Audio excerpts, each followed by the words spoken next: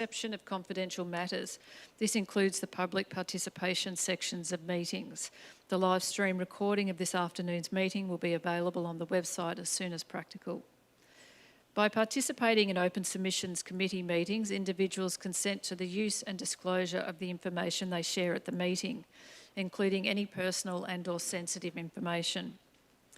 The purpose of this submissions committee meeting is to hear persons who indicated that they wish to speak in support of their written submissions for the draft Colac Botanic Gardens Master Plan and the draft Nature Strip Policy and Guidelines. Are there any declarations of interest, please? No. Okay, I propose that we move to confirm the minutes of the Submissions Committee meeting held on the 10th of July 2024. Do I have a mover? Councillor Hart, a seconder. Councillor Arnott, is that to be opposed? Okay, if no opposition, I'll put the motion straight to the vote. All those in favour? I'll note that that's Councillor Potter, Councillor Finnegan, Councillor Hart, Councillor Arnott, Councillor Costin, Councillor Hanson. Thank you. Okay, moving on to verbal submissions. It is pleasing to see that we've received so many submissions from the community regarding the two items in today's agenda. Councillors and staff appreciate the time and effort every submitter has made in making a written submission, and also appreciate those people who are joining us today to speak to their submission in person. I want to reassure everyone that councillors do receive each submission in full, and we find them very useful. Today provides people with the opportunity to restate their submission for us or to highlight particular parts of their submission if they wish. I will shortly read out the names of people who have registered to address this submissions committee today, and if you are in the gallery, perhaps put your hand up so we know you are here. If you have registered and I don't call your name out, please let one of the members of the executive team know and we will be able to sort something out. Okay, consideration of submissions for the Draft Botanic Gardens Master Plan. Have submissions from Janine Jackson. No, she's not here. Zachary Munro. No. Daniel Williams. No. Jack Kettle. No. Ken is here. Andrew Barth. No. Susan Byrne. Christine Larico. Jason Schramm is here. Representative from the Colac Fire Brigade. Jan Gregg is here. Jennifer Tedora is not only here, Greg's here. Elizabeth Ryan is here.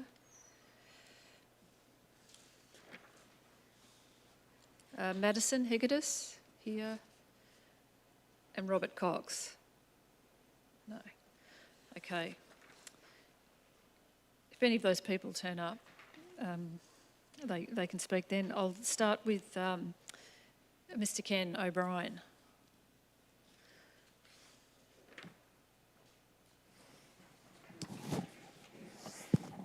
I might know how to use one of these things. Thank you for hearing from us, from all of the members of the community who've come here. I stand here as a local from the council, from the council area. I obviously am known to a number of people here based on my experience here at COPAC, also through being a representative on the Kana committee. But today I'm not standing here representing either of them, I'm here as myself. I also work and have worked for 33 years in the major events field, including working across about 18 different shires in the state, on everything from small local events to Avalon air shows, major sporting events, Commonwealth Games, that sort of stuff. I was rather concerned when I saw the master plan for specifically the event space down on the lake. What I see in the master plan is actually a degradation of what is currently available to the community.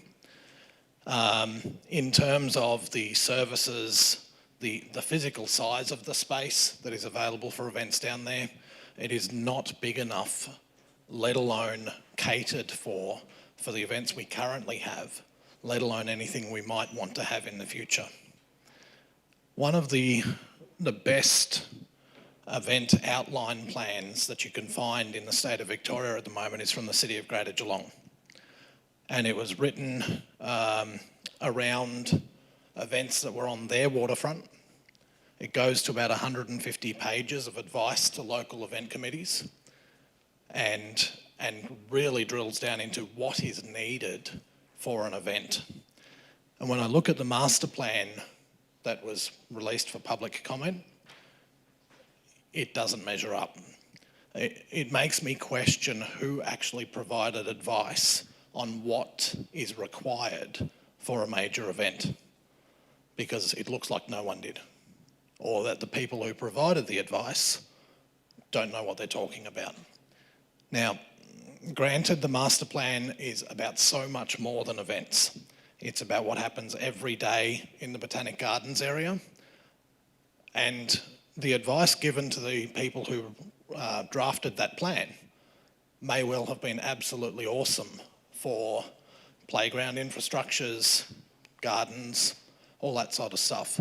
But the space provided supposedly for community events is not good enough. The key things that should be there to run an event is a space large enough not only to host the event, but to get the supporting infrastructure in and out of the event space. Semi-trailers need to get onto that site.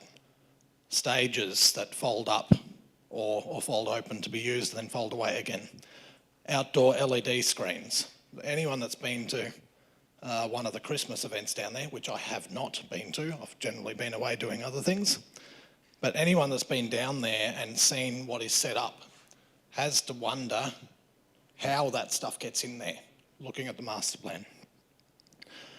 So the space that's there isn't big enough. Power and services. We've got great power and services in Memorial Square. What's allowed for down on the waterfront? 3, 4, 3-phase outlets, water for toilets, that sort of stuff. And I'm talking temporary toilets that come in and out. That's the sort of stuff the master plan should be putting in place so that all of the events can be serviced by it, rather than having overground cabling, tripping hazards, safety issues for the public, etc. So that's my points on this one, thanks. Thank you, Mr O'Brien. Are you happy to take questions if councillors have any? Are there Yes. any questions for Mr O'Brien? Councillor Finnegan. Thank you, Chair. Thank you for your submission, Mr O'Brien. Noting that you're, I guess an audio engineer would be, or audio professional would be one way to describe your career in having lots of experience in running events and running sound for events. How do you see what would be the first sort of 3 things you would do looking at the current orientation of how that event space is set out in the master plan to really try and make it work better within the current constraints of the site, shall we say? So when you say within the current constraints of the site, are you talking about where stuff is or how big stuff is, or? Yes, both. So Right. Obviously, we're not going to extend out over the lake. Okay, so the constraint we have is how much land there is. I would say that you need a large hard stand area for stages and infrastructure to be set up on. And based on the events that have been there recently, I would say that if you were to talk to Red Door or their technicians, Nick, Trent, names slip my mind, but if you were to look at the footprint that their stage and infrastructure has and say that that is the minimum, a smaller event will fit, a bigger event will not. Okay, but They'd be having something which I guess would be around a 6 metre by 9 metre stage that comes in, and they would be having off to the side of each stage, off to either side of the stage, probably another 4 or 5 metres of LED screen. So the first thing that I would do is say, make the space allocated to events big enough. The second thing is I would do underground tunnelling for their cables. Okay, so their front of house mix tent and their video tent and all that sort of stuff is, I'm guessing, 40, 50 metres away from stage. An underground core tunnel, which exists at the Geelong's Johnson's Park. It exists at Geelong's Dennis Walter Carroll's site down on Eastern Beach. They were all dug in 20 years ago to facilitate events. And then power and services. I know there has been some comments online about providing a static structure down there. I don't think that's the right way to go for the council, because it is either too big for the small events or too small for the big events. So what you want to do is make a space that they can build the size, stage and structure that they need for their event, and the underground services so that the public is safe. Thank you. Thank you very much. Thank you very much. Are there any other questions? No. Oh, Councillor Arnott. Thank you, Councillor Kate. Ken, look, thank you for your submission. You've obviously put a lot of thought into it, and I've been listening carefully to what you say. So you see the foreshore potentially as a replacement maybe for the Memorial Square for these sort of outdoor events? It's an either or. I don't see things like the car show being down at Memorial Square. Being down at the foreshore. Yep. Because they need a large flat area. But over the past 5 to 10 years, there's been a significant replanting in Memorial Square. And as a result of that, the ability to run major events without damaging the drip lines under the trees is getting in the way of running significant events in the Memorial Square. To me, it's a both rather than either or. Some events fit really well in Memorial Square, and things like the Christmas events would not. Okay, Ken, and thank you for that. So it actually touches on another question, vegetation. There has been some increase in vegetation already down on the lake above, say, where the track is, or beside the walking track. That seems to impinge upon what you're saying about a larger events area. What's your view on what may need to happen?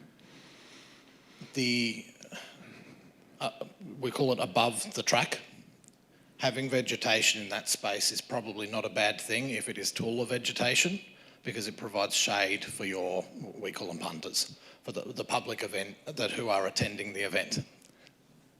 So, sorry, he's laughing at me. So, vegetation, such as in Geelong's Johnson's Park, can be an absolute benefit to events. If it is planned in a way that doesn't impede sight lines and infrastructure. Okay, thanks, Ken. Thank you. Thank you, Mr. O'Brien. I'll now call Mr. Jason Schramm.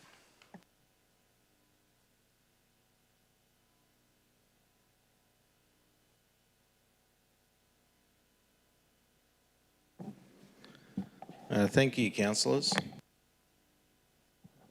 I'll put in two submissions, one on the overall plan and a separate one on the anchor that was associated with the Dorothy.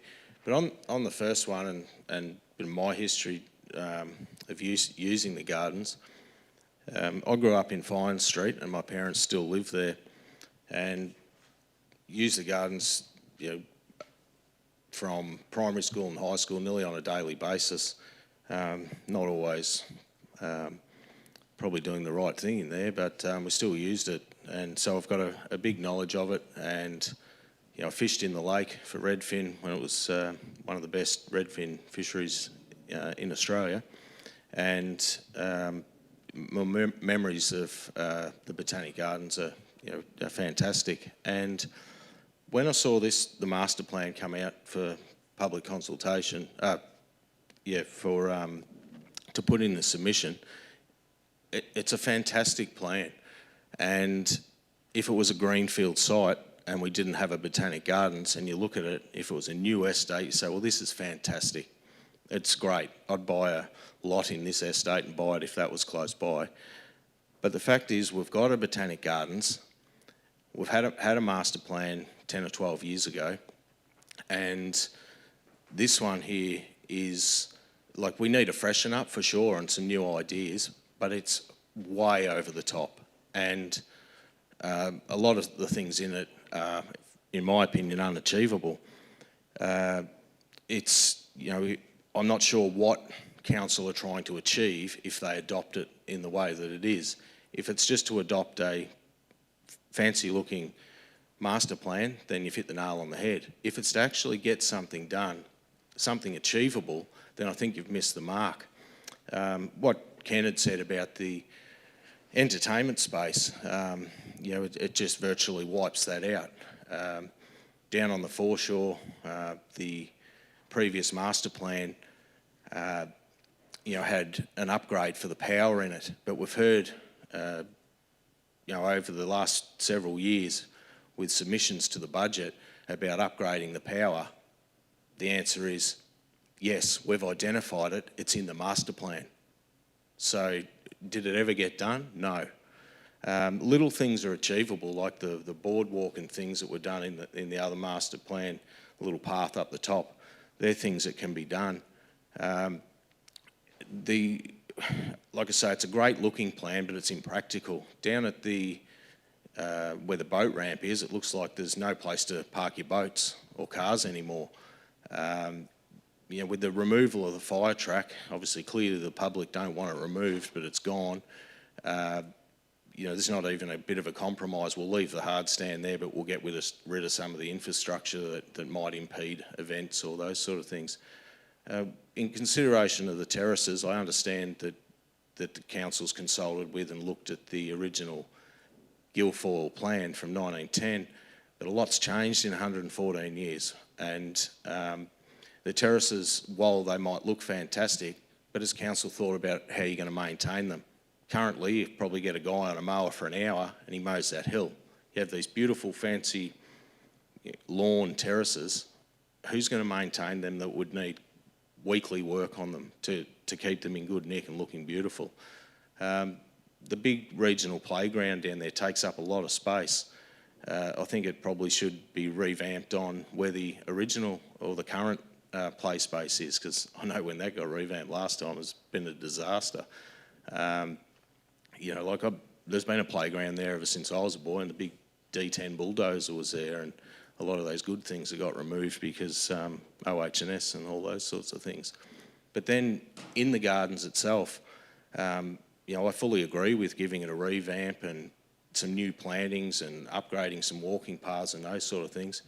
But building another pond, I don't think is necessary, because once again, has council considered how are you going to pay for the maintenance when you struggle with the budgets as they are? Maybe revamp the one that's always been there. And I just hope that you're not going to adopt it, you're just ticking boxes doing this consultation, and in 2 weeks at your next meeting you go, yes, we've listened to you, we've done our consultation, but we'll just go ahead. And then for the next 10 years, when the people come in and say, you're going to build this playground, are you going to build these car parks, are you going to plant these trees, are you going to build a summer house? We're going to get a general manager get up and say, yes, we've adopted a master plan in 2024 and we'll consider it at the next budget. It'll go on for the next 15 years until we do another master plan.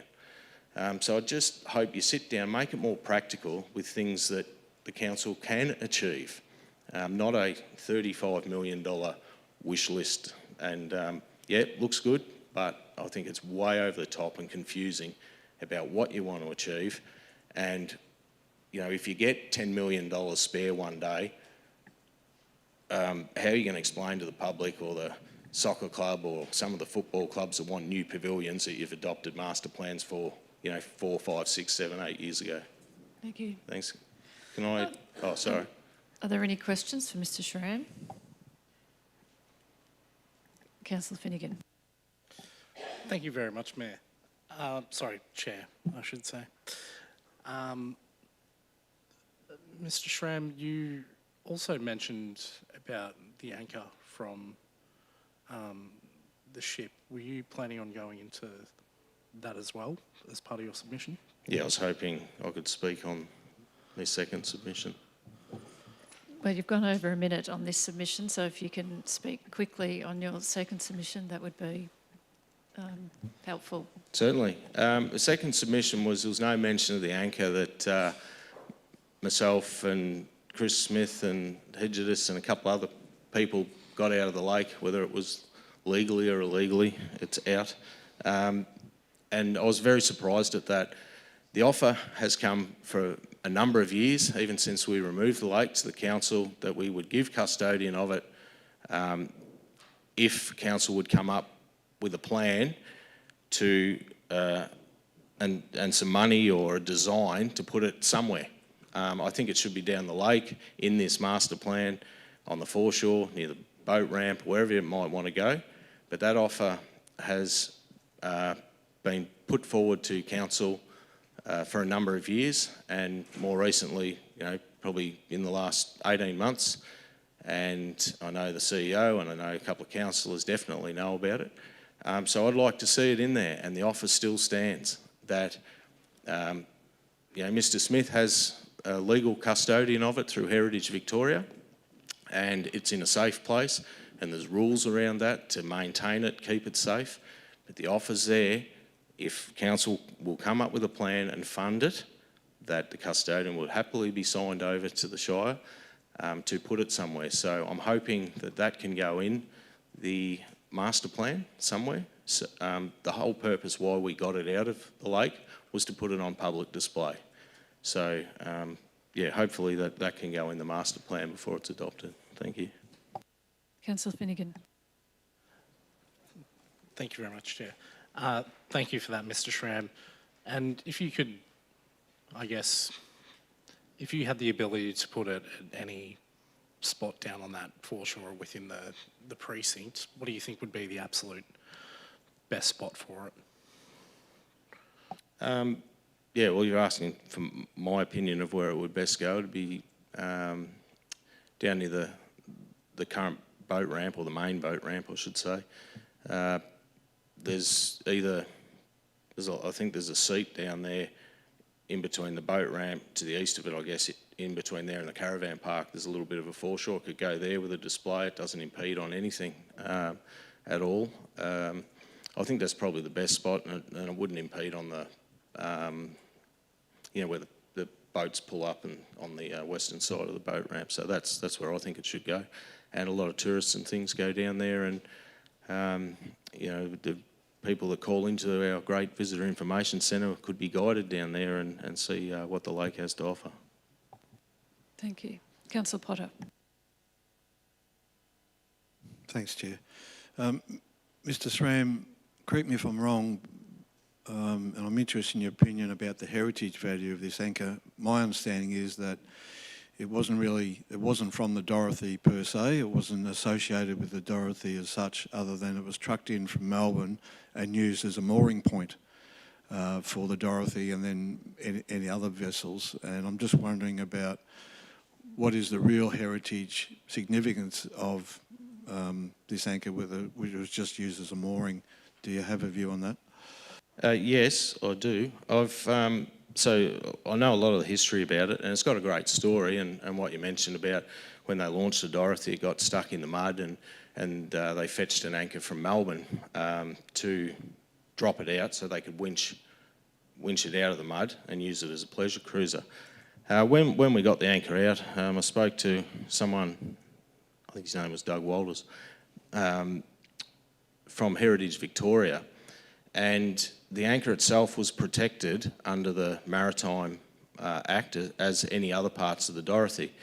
We weren't aware of that at the time, that we probably shouldn't have or should have had permission from Heritage Victoria to take it out, but we did have permission from the Colac Otway Shire to do so, so we thought we were doing the right thing.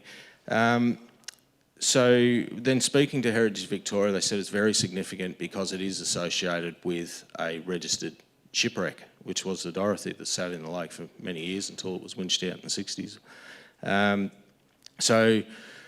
There's a lot of people, like my dad's vintage, that can remember the Dorothy being out there and swimming out to it, and the propeller and things are down the yacht club. There's bits of wood we also got off the lake when it dried out that are, I think, down in the yacht club as well. I think it's very significant because it talks to the European history about pleasure cruises being on our lake. And I guess my opinion is, it is significant because it's associated with the Dorothy, but from Heritage Victoria's point of view, it is also part of the registered shipwreck of the Dorothy, and I think it should be on display for people to enjoy and learn a bit of the history about European settlement since the 1800s. Thanks. Councillor Potter. Thank you. And yeah, as you say, it's protected by Heritage of Victoria, and as you started out with, some councils and staff, of course, understand the circumstances and that it's safely in storage at the moment, but it technically belongs to Heritage Victoria. Have you had discussions with them about their plans for it and why they won't display it, or what they would like to see happen with it? Yes, I have. So my understanding of the conversation I've had, I think the fellow Doug has moved on. I've spoken to someone younger since, and his name escapes me. There's a lot of heritage items that you find. Like technically, if you find a penny in the ground, it's protected. And you're not meant to dig it up.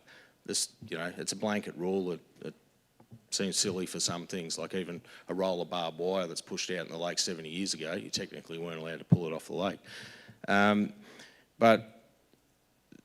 So a lot of these items, if you register them with Heritage Victoria, they're happy for the public to have them. But there's rules that come with them, that they have to be maintained, they have to be accessible to Heritage Victoria, and the state can reclaim possession of it at any time if they want. For it to change hands, if Mr. Smith wanted to give it to me, I then have to fill out the paperwork, become the custodian, and register the address. If it's to go to the Colac Otway Shire, the same thing. So Heritage Victoria are happy for people to have it as long as it's registered and have these guidelines. And then if it changes ownership of the custodian, then the paperwork has to be filled out for the new custodian, which if the Shire wanted it, that's what would happen. Thank you. Thank you. I understand all that, but have Heritage Victoria indicated to you about their intentions to display it, or what they think should happen with it? No, they have no intent to display it, but they would preferably see it displayed and would prefer it to be on display, and would prefer like a government agency to have it, such as the Colac Otway Shire. Thank you. Thank you, Mr. Schramm. Okay, I'll now call Ms. Jen Gregg from the Friends of the Botanic Gardens.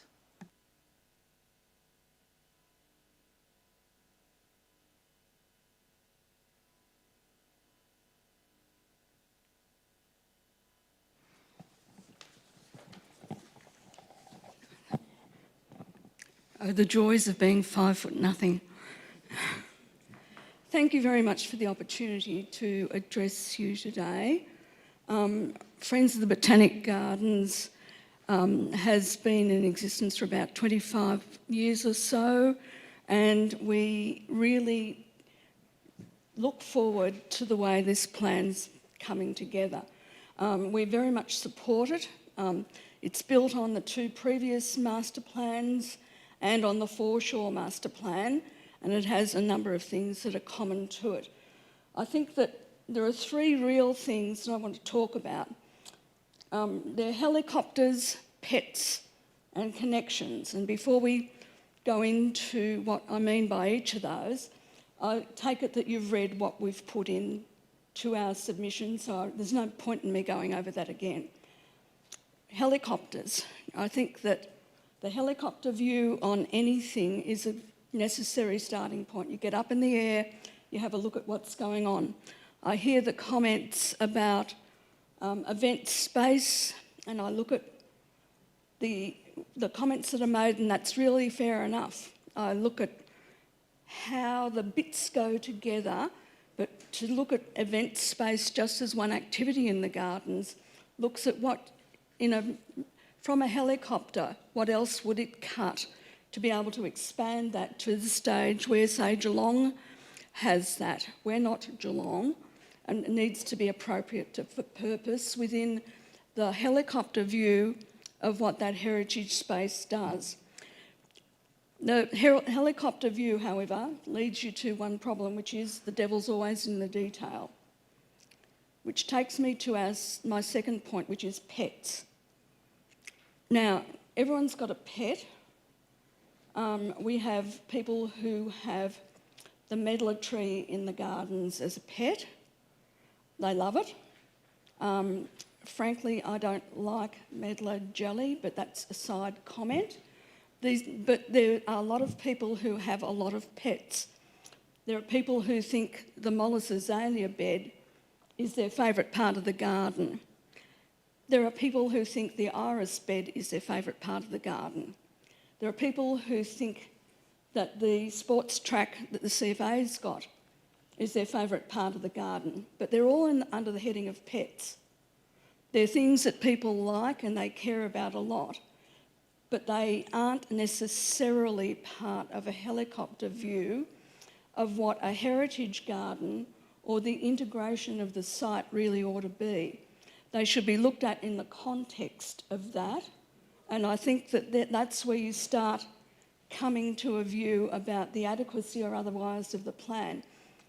The Friends have been through this a number of times, and the overall view is they got it pretty right, and the compliments that have been there have been to the council for selecting such a good consultant and to the consultant for actually really listening to what the community says. Takes us back to pets a bit.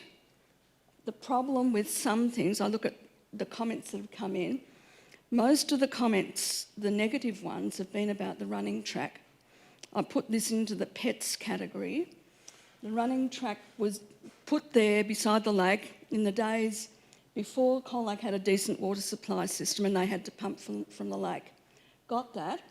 I'm happy for the CFA to have the best facilities they possibly can, but I don't know why it's in a heritage garden.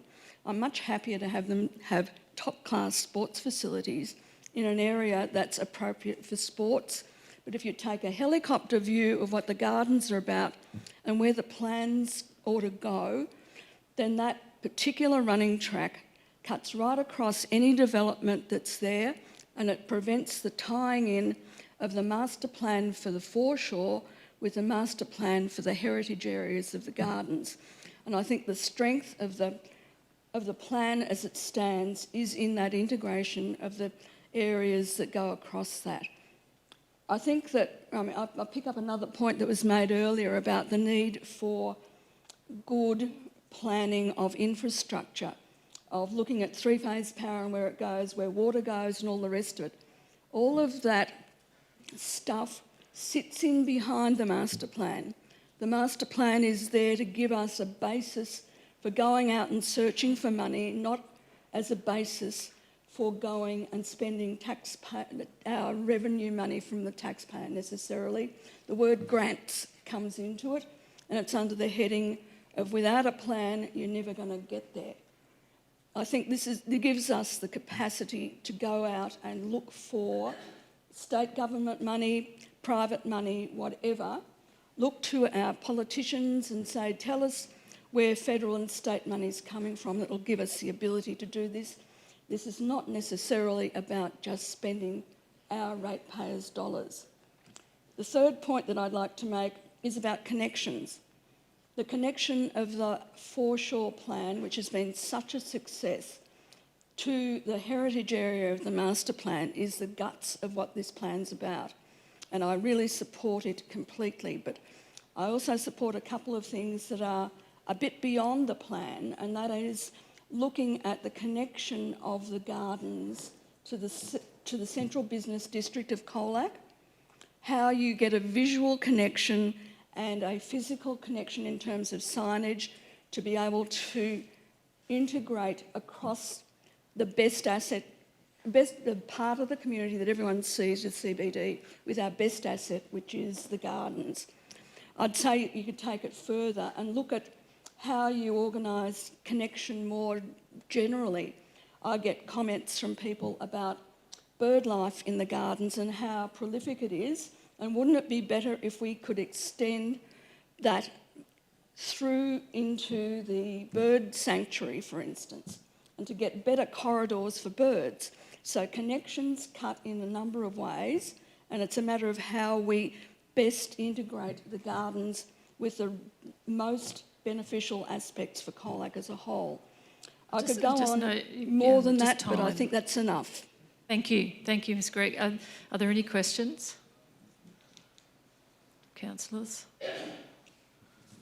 No. Thank you very much for your submission. Thank you. I'll now call Ms Elizabeth Ryan.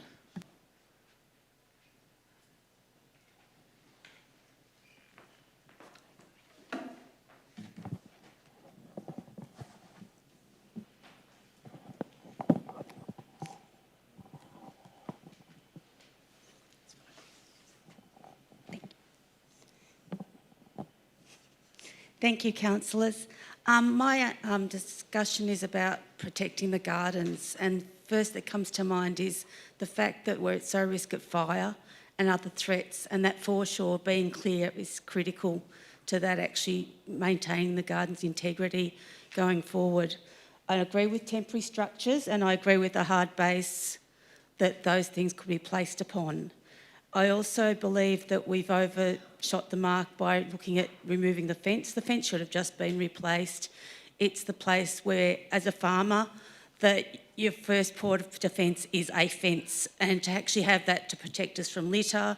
In 1904, there was a goat infiltration in the gardens, apparently, if you look back at history. That we could have rabbits. We've got massive threats with kangaroos at the moment. Deer have been spotted at Ballantor, at Birregurra. They're around. So if livestock, unfortunately, a truck overturned, they have been to the Shrine of Remembrance just in the last month, so there's no stating that they couldn't get into the gardens, and that would be, I've personally experienced cows in my garden and I know the damage they do, so please don't let that happen to the gardens. The other thing is health and safety. I cannot believe that the fence would go for protecting staff's work benefit. I was there when the Federation tree had come down and the gardens had to have that capacity to be locked down. And I think that is really, really important. And I was a bit just worried about this fact you've written that the only signage will be through internet capability. My understanding is that the internet is limited within the gardens, and that would actually then make it less accessible. The other two items that I picked up on, and unfortunately I didn't have the capacity to read the document in totality, is that the Federation tree was not mentioned, and that was part of what is actually going to happen with that, and we're waiting for the master plan and the Liberty Swing. I actually put in a submission to the draft budget for that actually to have a sunshade structure put over that. One of my cousins is heavily involved in the disability sector, and her clients are very insensitive to the sun and cannot use that facility. So I would just like to put that forward. And I'd like to encourage that there's further community consultation into face-to-face about what is on the master plan, and that please don't rubber stamp what's currently up there. Thank you. Thank you. Are there any questions for Ms Ryan? No? Thank you very much. Thank you.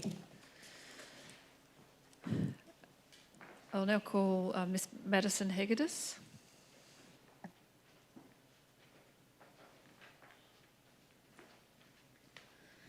afternoon, and yes, you said it right. It's a mouthful.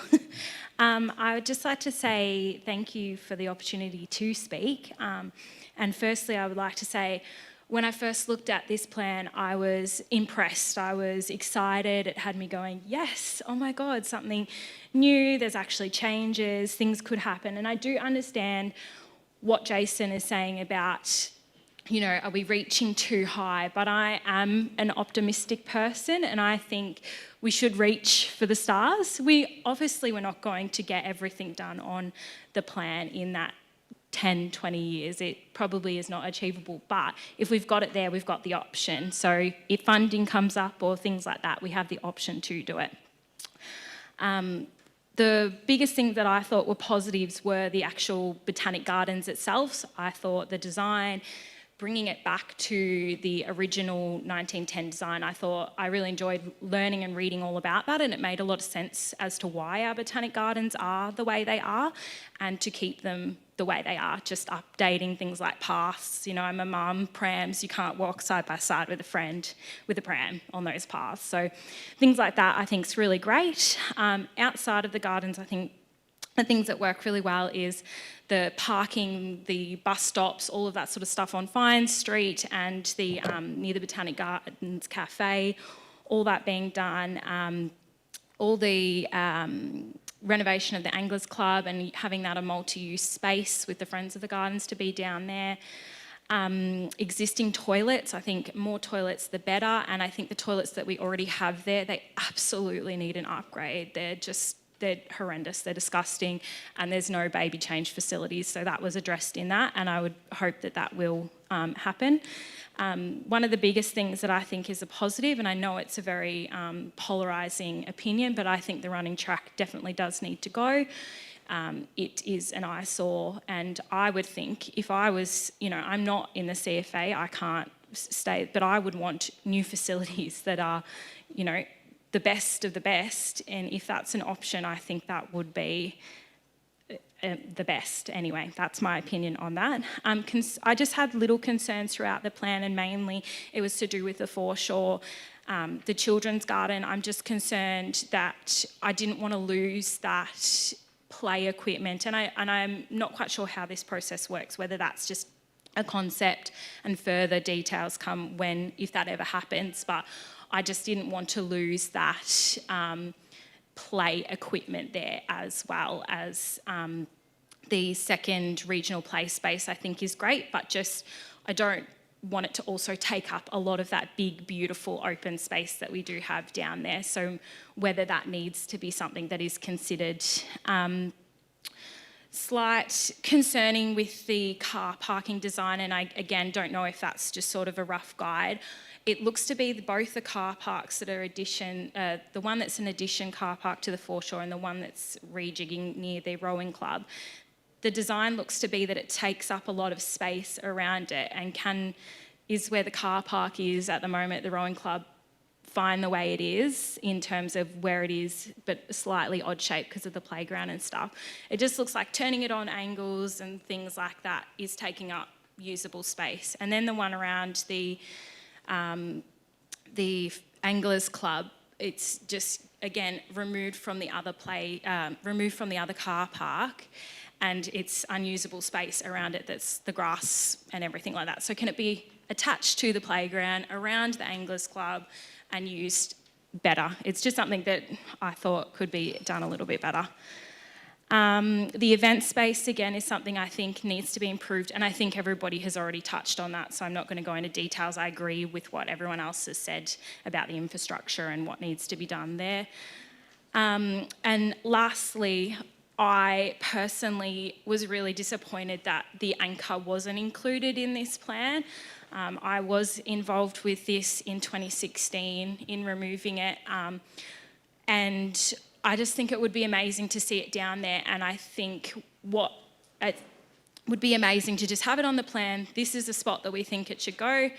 I either think that what Jason has said is a really good spot to put it, or right near the right near the rowing club, there's a grass bit that would overlook the lake. It's right where it got pulled out. I think that is another potential place to put it. I'd be really disappointed if it wasn't in the plan, because I don't want it to get forgotten. I don't want to, not see it placed there. So thank you for this opportunity. I hope, that everyone really does give some thought into what is being said today. And if you have any questions, I'd love to answer them. Are there any questions from councillors? No, thank you very much for your submission. Thank you.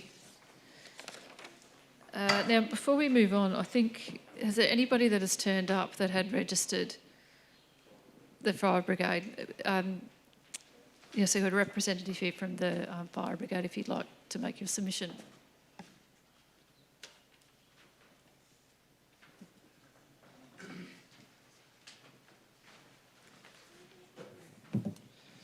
Thank you. Sorry, I was running late. I've only just knocked off work. My submission's probably fairly specific, related to the fire brigade competition track. There's been a lot of comment about how it isn't a good look down at the foreshore. It's an eyesore. It gets in the way of everything. But from the fire brigade point of view, it is an ideal location down there. We use the track over summer. The our junior brigade uses it regularly every week, training down there for their competitions, and also general firefighter training. The brigade has just managed to, over the last few years, resurrect a regional competition for juniors and senior brigades, which, due to all the problems that we had with COVID,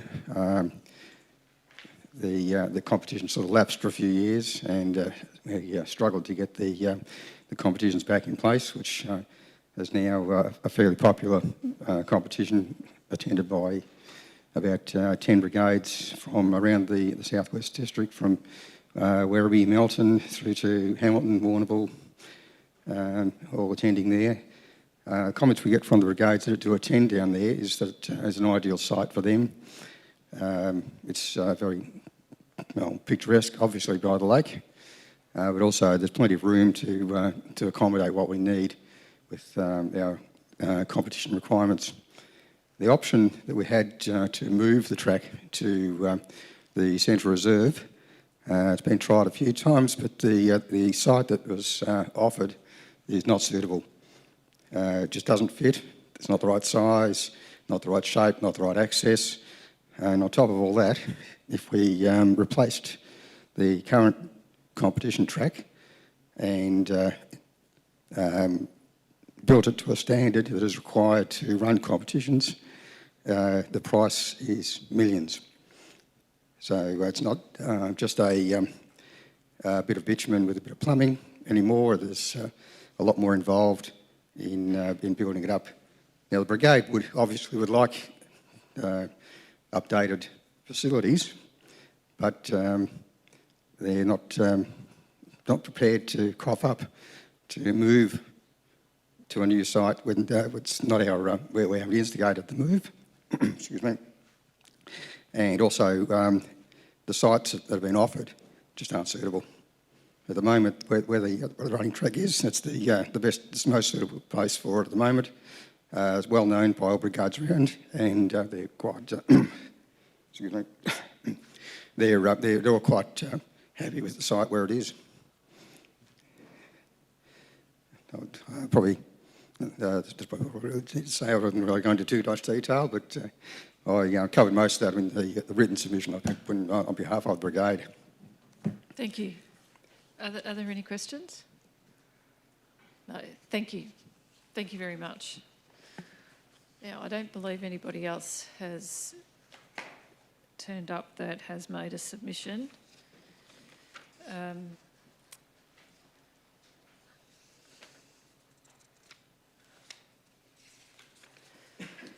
I will just make the point that at this committee we're hearing submissions. There's no decisions that we be made at this meeting, at today's meeting.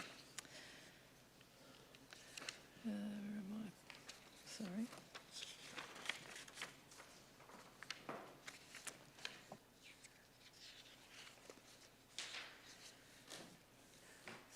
So unless there's any further questions from councillors, the officers have provided a recommendation for us, which will be up on the screen. And does any councillor wish to move a motion? Councillor Arnott, do you, I assume you wish to move the If I can recommendation? move the officer's recommendation, please. Thank you, Is Chair. there a seconder? Councillor Costin? Is it to be opposed? No. Councillor Arnott? Thank you, Chair. Look, I thank you everyone for your submissions. It's absolutely critical that we hear from all of you to the pros and cons, what you think is good and bad about these sorts of plans. And I can reassure you that there is nothing that was going to be just rubber stamped without making sure that all submissions are fed in, both verbally and in writing, so that we can try to get the best balance as possible, noting that there are competing interests, as has been pointed out by some of the speakers for this whole area. It's not just a simple, I want this bit and no one else can have it because it's mine. But in that balance, we will come to an appropriate conclusion, hopefully that will meet the needs of the community. Thank you. Councillor Costin? Thank you, Councillor Hanson. Just also to say thank you to the submitters. There were some well-considered and well-presented submissions. Thank you. And just to reassure you that councillors will take those submissions into consideration when we further consider this master plan. Thank you. Councillor Hart, you wish to speak? Mayor, I just wonder if we intend that this is on the 27th of August or the 28th of August. I think point 3 is meant to be the 28th of August unless we're holding another meeting on the Tuesday the 27th. I don't think that's intended. Good pick up, Stephen. I think it is definitely the 28th. Yeah. That's been changed? Yeah, okay, And, thank and you. that said, I also thank the submitters, but I'm not planning to repeat everything that's been said, so thanks, Mayor. Thank you. Does any other councillor wish to speak? No. Councillors, I'll call for a vote. All those in favour?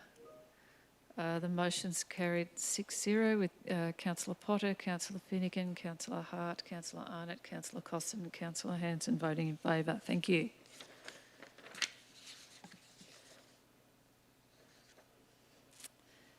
We now move to item 8.2 on the agenda, considerations of submissions for the draft nature strip policy and guidelines. I note that there are 3 people who wish to speak to their submission. Ms Elizabeth Ryan, Mr Jeff Cook, Mr Jason Schramm. I'll now call Ms Elizabeth Ryan to address the committee with a time frame of 5 minutes. Thank you.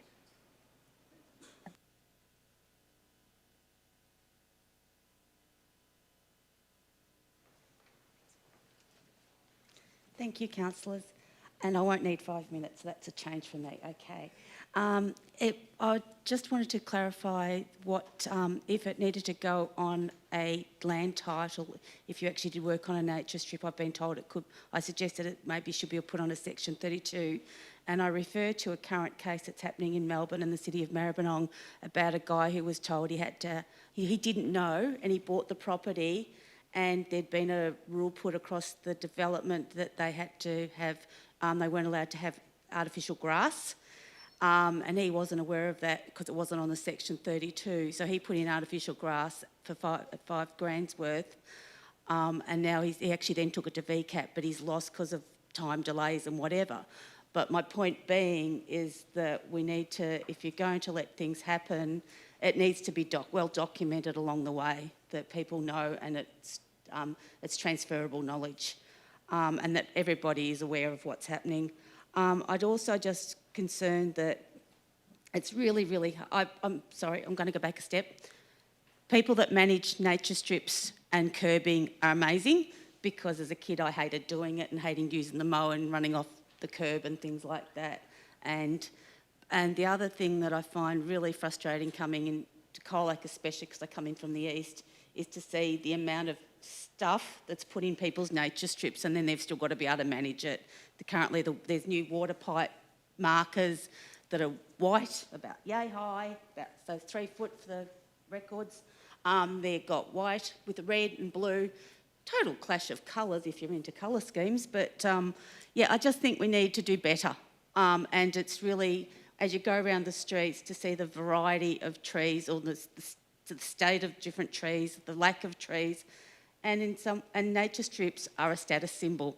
It doesn't matter, you know that you really love those streets with the crowns and the canopies, and to then see streets that are just barren with nothing, and I think we could do so much better. Thank you. Thank you very much. Are there any questions?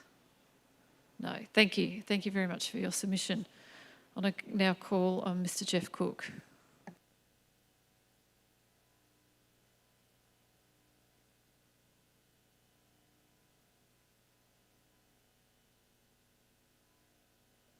Thanks, Chair.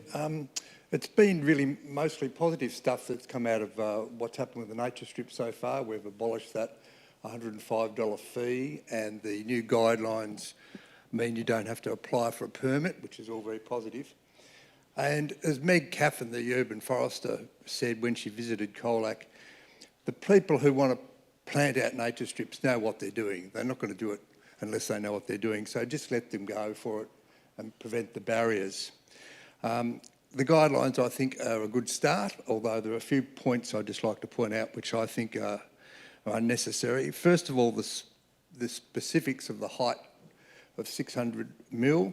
I just don't think you need a height limit. You just have to ensure that people understand that they're not meant to obstruct the view of the roadway, and people are smart enough to work that out. As the guidelines stand, it means that you can't plant anything above 60 centimetres, which is not very high at all. And it shouldn't be an overriding requirement in the plans. I don't see why we have a mowing strip along the footpath. The whole purpose of planting out the nature strips is to prevent the mowing and having grass, so why we have a narrow strip along the footpath, I don't understand. And why no edibles, when nature strips are perfect for planting, for growing herbs, low-growing plants that attract bees, birds, etc. And really, saying you can't plant edibles is not enforceable. People eat nasturtiums. Likewise, why no fertilisers? I think instead people could, the guidelines could just request that people use liquid ones as opposed to cow poo and other things like that. So they're just some of the specifics. But what concerns me most is the way in which the tree planting and guidelines are being run out or rolled out. The policy states an empowered community actively contributing to urban greening, increased community participation, collaboration and understanding of environmental practice, which are all worthwhile objectives. But then, under street trees, it says planting and maintaining street trees is solely the responsibility of council. Property owners or residents are not permitted to remove or prune existing trees or plant new trees. It's a wonder you didn't have, 100 penalty points apply. I mean, this is really discouraging the community getting involved in having anything to do with planting out of nature strips. And they're contradictory statements. Council, I believe, just doesn't know how to embrace, involve and get community participation. So I've got a few suggestions. How about become the coolest street in town? A tree for every property, just ring.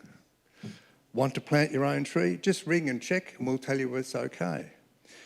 Become a street ambassador, advertise for recruits to become street ambassadors. Have a competition to choose a street to become a model tree canopy and nature strip garden haven, the Green Street of the Year. Develop an advisory group or locally based groups using the considerable expertise of local gardeners. Even develop an urban land care group. Ask people to adopt a park or play area or open space to plant it out. Develop a relationship with local plant growers or as a social enterprise provide plants for residents to buy. And develop a plant bank where when we advertise for plants to plant out the nature strip as part of the Climate Action Team's urban greening project, over 200 plants and cuttings were donated. Whatever is done, I believe it has to be under the overall plan to increase the canopy cover of the towns and in the Shire, not just on council land, but also in people's backyards. I believe you need to employ, contract an urban forester that is someone who knows what they're doing. I've been banging on about this for a while, and this is the last time I'll mention it. Thank you. Thank you, Mr. Cook. Are there any questions? No. Thank you very much. Okay, Jason Schramm isn't here to speak to his submission. Councillors, the officers have provided a recommendation for our consideration. It's up on the board, up on the screen. Does any councillor wish to move a motion in relation to this matter? Councillor Arnott, are you moving the officer recommendation? Yes, Chair, I will move the recommendation as on the board. Thank you. Is there a seconder? Councillor Potter, is it to be opposed? No. Councillor Arnott as the mover. Thank you, Chair. Look, my comments basically are very similar to the past, that we will thank you, everyone, very much for your input, and certainly we will take all that on board before finalisation of the regulations. Thank you. Thank you. Councillor Potter. Thanks, Chair. Yeah, I'd just like to thank all the submitters. We had some good submissions, some interesting points of view, and points out some perhaps conflicts between policies that will be sorted, and a couple of interesting ideas presented tonight. So I just want to thank everyone for attending. Thank you, Councillor Potter. Does any other councillor wish to speak? No. Councillors, I will now call for a vote. All those in favour? That's Councillor Potter, Councillor Finnegan, Councillor Hart, Councillor Arnott, Councillor Costin, Councillor Hanson. The motion is carried 6-0. Thank you, councillors. That concludes this submissions committee meeting of the Colac Otway Shire. I declare this meeting closed.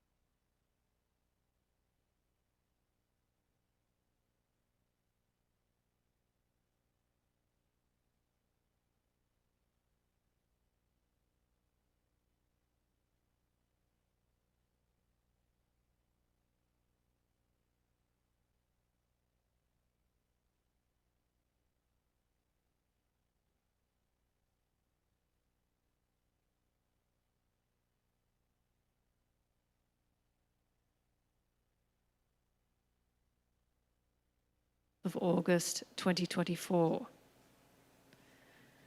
No requests were received.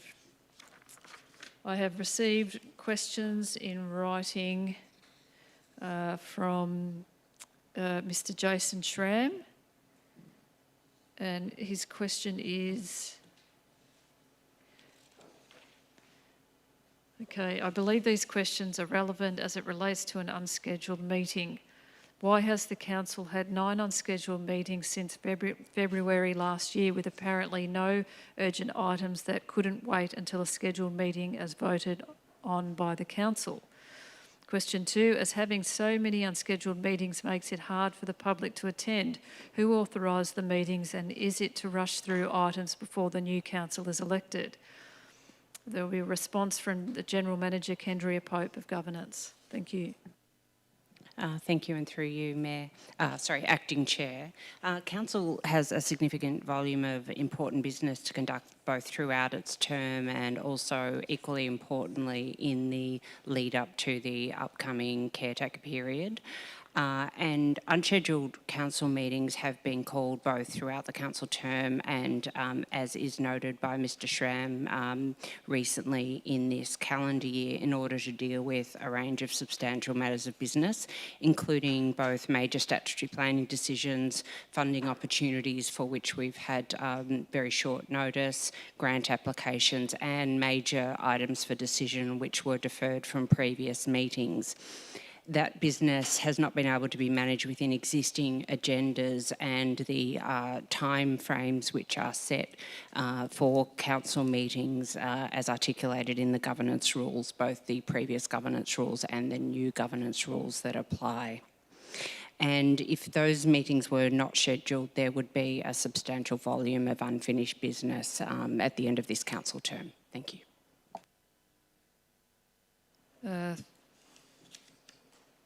Councillor Finnegan. I'd just like to potentially ask a question that might be directed, I'm not sure, at governance or if it would be at the CEO.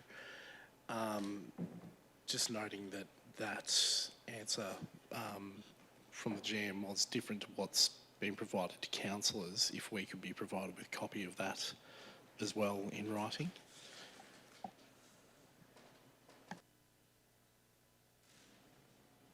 We're happy to provide a copy. I'm not sure what the issue is. Through you, Acting Chair. So I think we've provided this response to councillors. It might not be word for word exactly the same, but the substance is certainly the same. I'm conscious that the question of how these meetings are actually scheduled and called has not been very directly answered. It might be worthwhile, given I have the mic on, to note that in relation to a number of those meetings, it's either been by council resolution or by the notice requirements as outlined in the governance rules. It's a combination of the two. Thank you. Right, thank you. I was just hoping if we could get a written version of that circulated. So that'll be in the minutes, yep, but we'll you. send you an advance copy if you like, councillors. The circulation of draft responses is just to assist councillors. It's not necessarily be a script that we have to follow word for word. Councillor Hart. Chair, I think it might help for today's meeting if it was crystal clear how this meeting was called. Was it? I mean, it's been touched on how meetings can be called by council resolution or what have you. So I wonder if we could perhaps have that. Yeah, this unscheduled meeting was called by the Mayor in accordance with the governance rules. The Mayor has an authority to call the unscheduled meeting. Thank you. I'll also note that we received written questions from Miss Lynn Russell after the cut-off time. A response has been provided to Miss Russell. Okay, now moving to questions from the gallery. In accordance with the new governance rules, we sought registration for questions from the gallery. And the first registered speaker is Mr. Andrew Wright.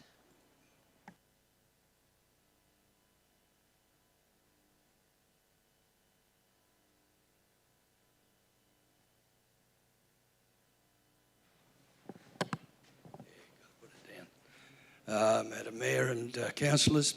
My question is to the CEO. To my understanding, there have been 2 businesses that have been interested in running the VIC on a commercial/volunteer basis. My first question is, have these businesses been afforded the opportunity to express an interest in doing so? And if not, why not? Because surely you can't make a decision on something if you don't have the total picture or the full information. It would appear to me that the process has been rushed. Thanks, Mr. Wright. Through the Acting Chair, I'm happy to respond. So we did receive some unsolicited expressions of interest in effect, but Council has not yet resolved what its view about the future of the Colac visitor servicing from that VIC building might be. If Council wants to understand the opportunity to have someone other than itself operate that, then good governance would say we should actually prepare something, put that out so that everyone has an equal opportunity to respond. I think that is the most appropriate way to do that. So the people who've already shown interest, I would hope that if Council does decide to do that, that they show interest through that process where there's something for them to respond to, and it can be properly assessed against other interested parties, rather than just responding to things in an ad hoc nature when others haven't had that opportunity. Thank you, Mr. Wright. I'll now call Mr. Alan Billings to the lectern, please.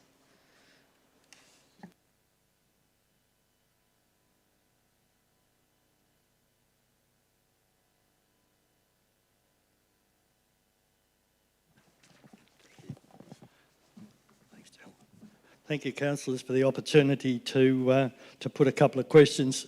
Now, clearly, the recommendations will have to go to council, so I guess there's no decisions made at this point.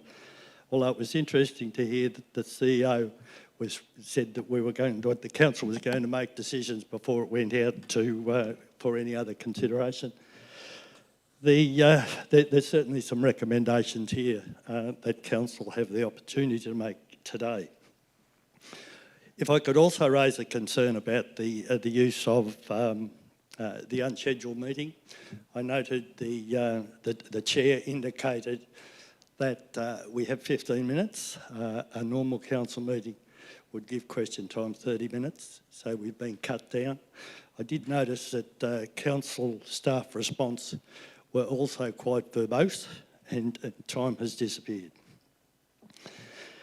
My question is, have councillors workshopped this report, and are councillors aware of any additional information that does not appear in this report? I'm sorry, Mr. Billing, can you repeat that last part? What's the question? Have councillors workshopped this report before it's become a public document? No, the report... And do councillors have access to other or additional information that's not recorded here in the report? Okay, so through the chair, Mr. Billing. So I'll just circle back to your earlier comment, and I'm sorry that you're disappointed that this unscheduled meeting includes the VIC. That was actually to respond to some of the submissions that were received from council in relation to it, where there was a request that this actual decision be made in Colac. So it was deferred from July's meeting in Apollo Bay and brought to the first opportunity, which is this unscheduled meeting. The councillors haven't workshopped the report. That is the officers' report. Officers have prepared that, and that is officers' recommendation, etc. But councillors have certainly had an opportunity to ask questions of officers, to seek information about certain things, to make sure that we're providing information that councillors feel they need to make the decision. And we have had a discussion at a briefing session around the various options that are now attached to the report, to make sure that officers were presenting information that's relevant to what councillors wanted to consider. There's no secret information that I'm aware of that isn't in the discussion paper that's been circulated or in the report and its attachments today. I wasn't suggesting that there was anything secret, but having looked at the recommendation, if I was sitting in the chair as a councillor, which I have done in the past, I would send that report back for more detail. The proposition that you go to a volunteer service, great, but who who in fact sets the business plan? Do the volunteers have enough autonomy to do that in themselves? Are they able to, excuse me, are they able to go to private commercial operations and say, will you partner with us? What are the powers and the obligations of a volunteer operated facility? Now, that information's not there. Take that as a comment. Yes, well, just a comment rather than a question. Yeah, there's a lot more detail required, and I would have thought councils would have sought it. They probably will. I hope they do. Thank you. Thank you, Mr. Billing. I'll note that there are no further people registered to ask a question. So that concludes the public question time. I'll note that there are no petitions or joint letters, and I'll now ask for any declarations of interest. Councillor Hart. Thank you, Chair. I'll be declaring a general conflict of interest in 7.6 advocacy and priority projects. The Lavers Hill to Crows Path mentioned on page 8 of the document, or page 204 of the agenda for project planning, would go past my property if it is ever built. As my home is more than 100 metres from the road, reserve and site of the path, I don't accept it could affect my residential amenity or decision making. However, as a person might conclude that my potential use of the path could result in a conflict, I am declaring a conflict under section 127 of the Act, even though I think it is so remote or insignificant as to be allowed as an exemption under section 129 of the Act. Thank you, Councillor Hart. Okay, now we move to officer reports. Item 7.1 on the agenda is PP 139/2023-173 Hart Street, Colac, use and development of a childcare centre. Please note this item has been deferred to the next council meeting on the 28th of August. Okay, now we move to item 7.2, project budget adjustments and cash reserve transfers for the end of. The purpose of this report is to present the project budget adjustments and cash reserve transfers for council ratification and approval. Councillors, before I ask for a motion, do any councillors wish to ask a question of officers? Are there any questions? Okay, if there's no questions of officers, councillors, the officers have provided a recommendation with the report for our consideration. Does any councillor wish to move a motion? Councillor Arnott had his hand up first and Councillor Costin as the seconder. Do you wish to move the officer recommendation as a motion? Thank you, Chair. Yes, that's my preferred option.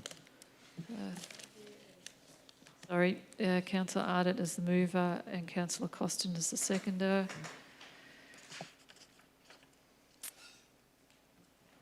Okay, Councillor, I don't think we ask if any more if it's to be opposed.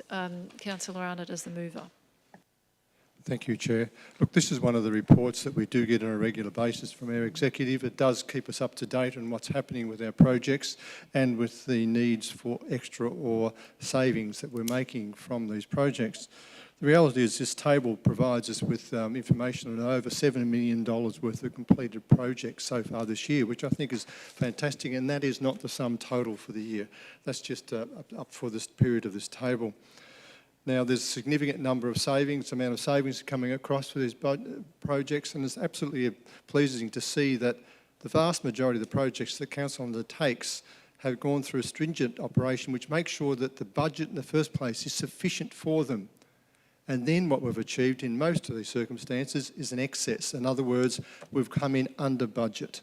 So I think that's an exceptional outcome, and I congratulate the executive for that and commend this to it. And I think examples of this is like The Blue Water roof rebuild originally was slated to be about over $1 million.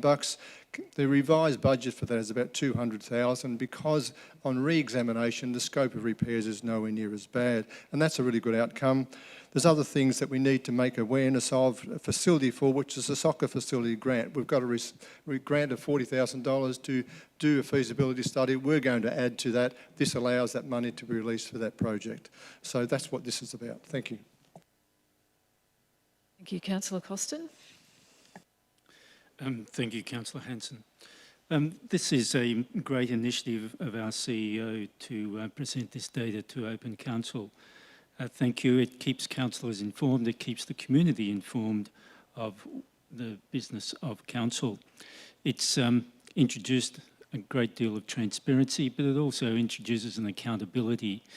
And there are many questions that council has asked in relation to this, and I'm pleased to say that they all have received adequate responses.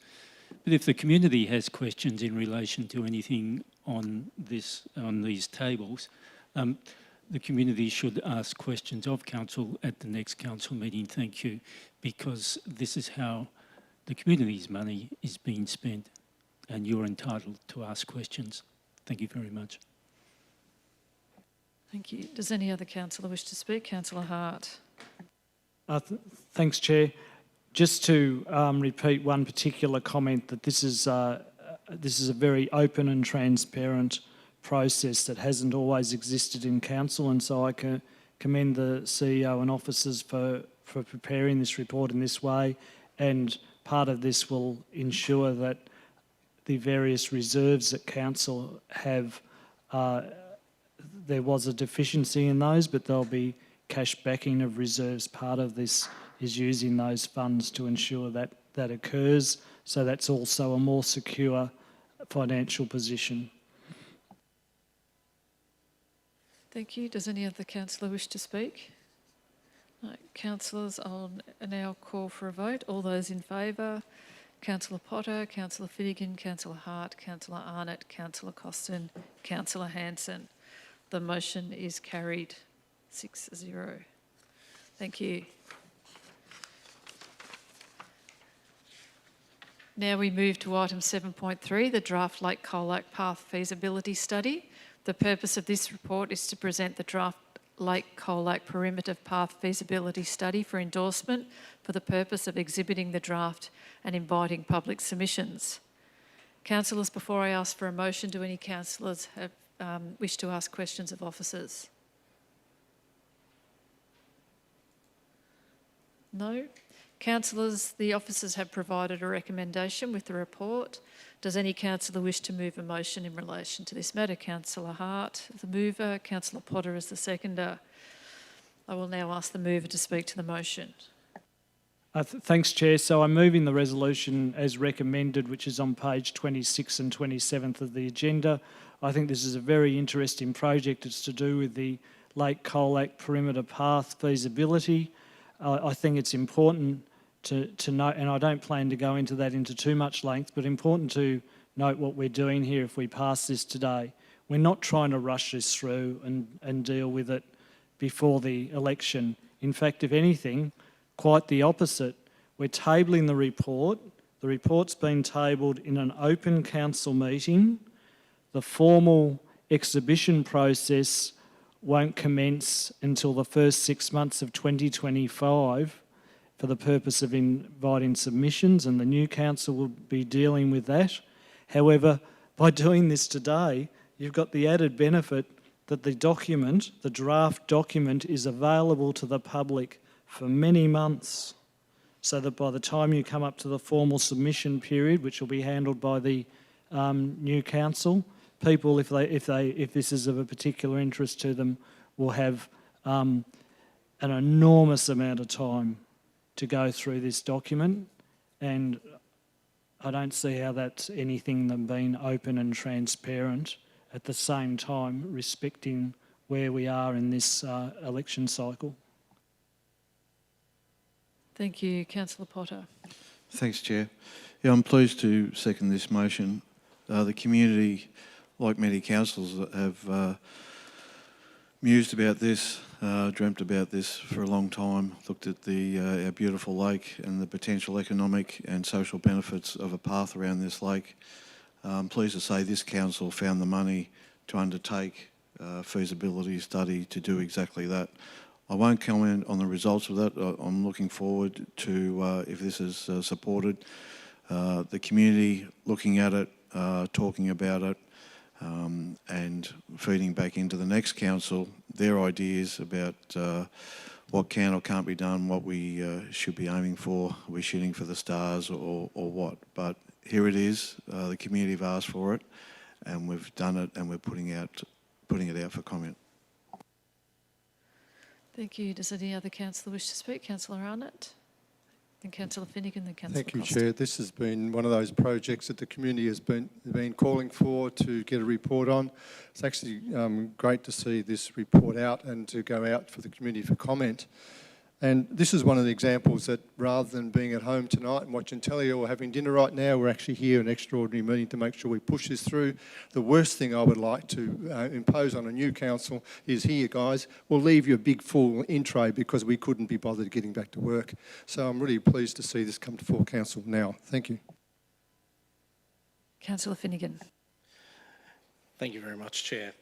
I welcome the tabling of this report, and I'm going to encourage all members of the community to take a close look at the draft feasibility study and hopefully eventually have your say on the Lake Colac perimeter path. I think it's something that's really important. The community's been crying out for us to take a look at, and probably ever since I was a kid, I can remember some idea or someone going, oh, why don't we put a path around the lake, but no one's ever actually really done the work to look into it. Well, now we've done that, and we're giving it to you lovely people in the community today if this vote gets up, and you can tell us whether or not we're on the right track or what changes potentially we can make. And by we, I mean the council as a whole, and by the council as a whole, I mean the council that is here after the next election. So, thank you. Councillor Costin. Thank you.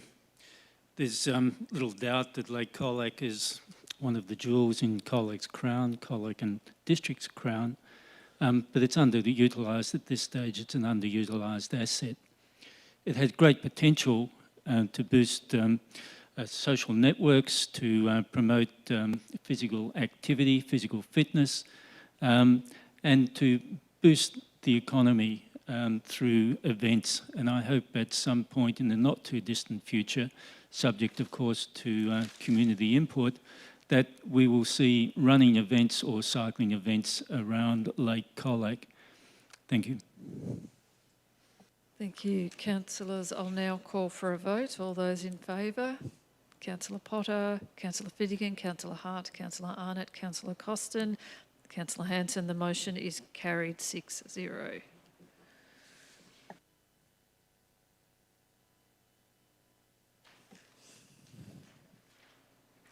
Now we move to item 7.4, the Colac Visitor Servicing Review. The purpose of this report is to consider the future of visitor servicing in Colac following the completion of the Colac Visitor Servicing Review. Councillors, before I ask for a motion, do any councillors wish to ask questions of officers? No, I don't know who. Councillor Potter, then Councillor Hart. Thanks, Chair. And can I flag that I have an alternative motion that I'd like to move, please? Just a question in relation to the consultation, and we've heard a question tonight from a member of the gallery around some businesses or organisations showing some sort of interest in perhaps being involved in the visitor information facility. Is there some information you can share about that, or I'm taking that it was an informal proposal that was left on the table at this stage?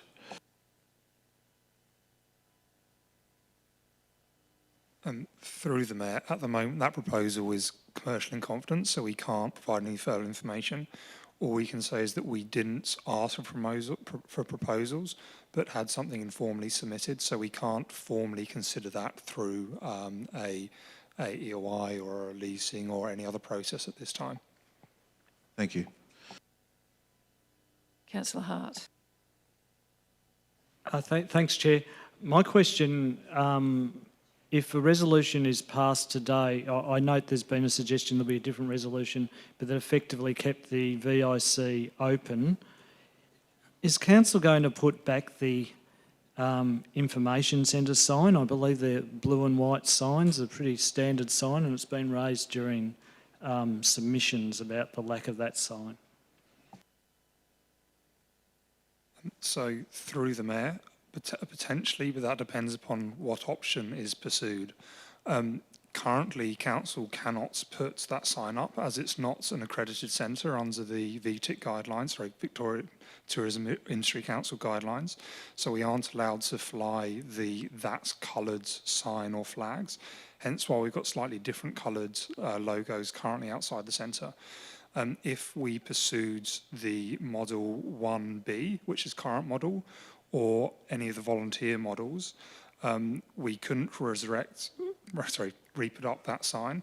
Or if we went with Model 1A, we could reinstate the sign that's been taken down. That doesn't mean we couldn't put up a different sign. But the exact sign that was taken down, we can't currently put up because it has things that you have to be accredited to have on it, colours, logo-wise, which we can't use.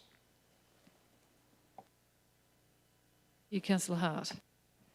Chair, when we hear Councillor Potter's resolution, could I ask that question again? Because then we might be able to get a clear answer that responds to the recommendation that's on the table, as it were. Yep, thank you. Are there any other questions?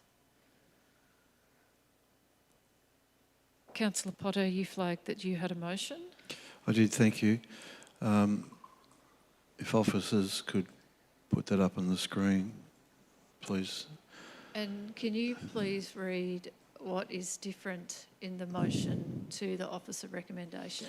In relation to point 4, and I've just recently changed some wording to that, I can read that out. Determines to undertake an expression of interest process to invite submissions for a lease for a VIC operator with the following minimum requirements. Mandatory conditions, open at least 5 days a week, including weekends other than Christmas Day. Opening hours minimum 10 to 4. Equitable advertising access for all businesses in municipality. Participate in training / product awareness at least 1 day per quarter. No cost to council beyond its landlord responsibilities.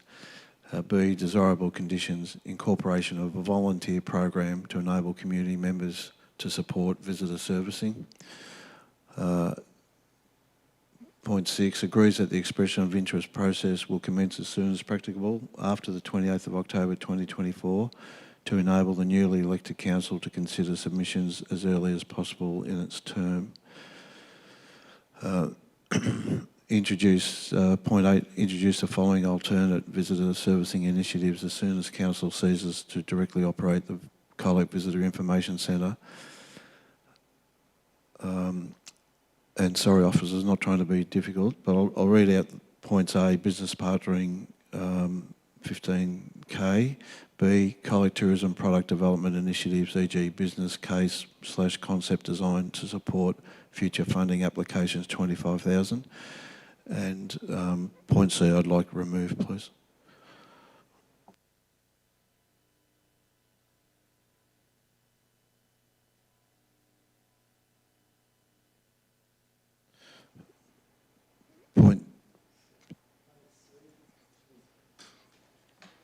Yes, 8C, sorry, to be clear. Thanks, Councillor Hart. Chair, that's the motion I'd like to move, please.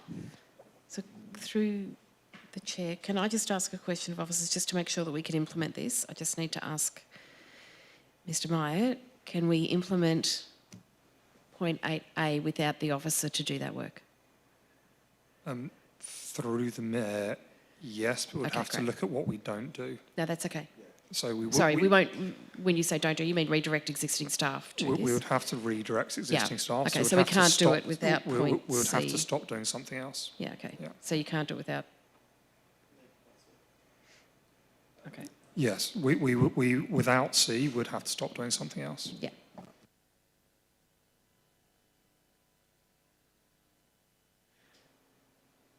And Councillor Hart, you had a question. Yeah, so Mayor, my question is basically the question I asked before, but I'll put it this way. If this resolution is supported, will council put up the blue and white information centre sign on the building or not? Through the Mayor, yes, a sign. It wouldn't be the sign we've taken down. It would be a different sign with allowed colours. So we will sign an operating VIC in a manner that is compliant with the accreditation.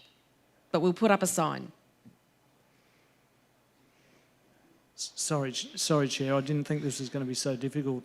So will it be the blue and white sign which is commonly accepted and understood by the public is a visitor information centre? Yes. Yes. Are there any other questions? No. So Councillor Potter has moved the motion. Councillor Arnott, the seconder. Is it? Oh, we don't ask whether it's to be opposed. Okay. Well, I'll be moving an amendment, so in that sense, technically, it's an opposition. So I'll now ask the mover to speak to the motion. Thanks, Chair. I note some interested members of the community in the gallery here, and they've remained interested for some time whilst we've wrestled with the situation with the community building that houses visitor information services. And we had an extensive report provided to councillors and the public. We had a couple of workshops as a result of that report with members of the public, then a separate one with business people. In my mind, what has been missing though is exploring the opportunity to take the burden off council in providing visitor information services out of that particular building, but offering or seeing if there's interest in a third party providing those services and utilising the benefit of the experience of the volunteers who have indicated that they'd like to remain involved in providing visitor information services. So the intent of this motion is to call for an expression of interest to see what parties may be interested in putting a proposal for council officers to consider in relation to occupation of the building, provision of visitor information servicing, and incorporation of the use of those volunteers who may wish to be involved in providing that service as well. But also in the meantime, whilst that process is undertaken and considered, the council continues to operate the Visitor Information Centre as it has been doing for the last few months. That's it in an essence, really. I think there has been this gap that we needed to explore before we can make a final call on how visitor servicing is to be conducted in the Shire. Thank you. Councillor Arnott. I reserve, please. Councillor Hart, you flagged you had an amendment. Yeah, thanks, Chair. And I think I realise that the precise wordings are being slightly changed, but I think, my amendment is either to point 5 and is also to point 7. Can we please see point 5? Because I think the bit I was going to amend has been removed. Okay. Point 5's okay. Then I'm moving an amendment that point 7 be changed, that the words "in the interim" be removed, and the date, bit of a moving feet. Oh, okay. There's a bit more to it than that. Can we go back to point 7, please? So remove the words "in the interim" and change the date 30th of June 2025 to Friday the 16th of August 2024.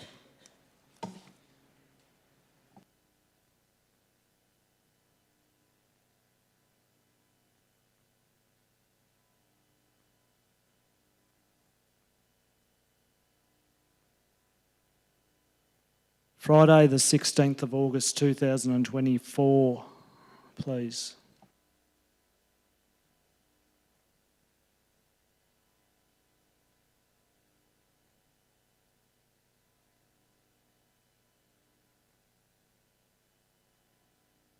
Councillor Finnegan?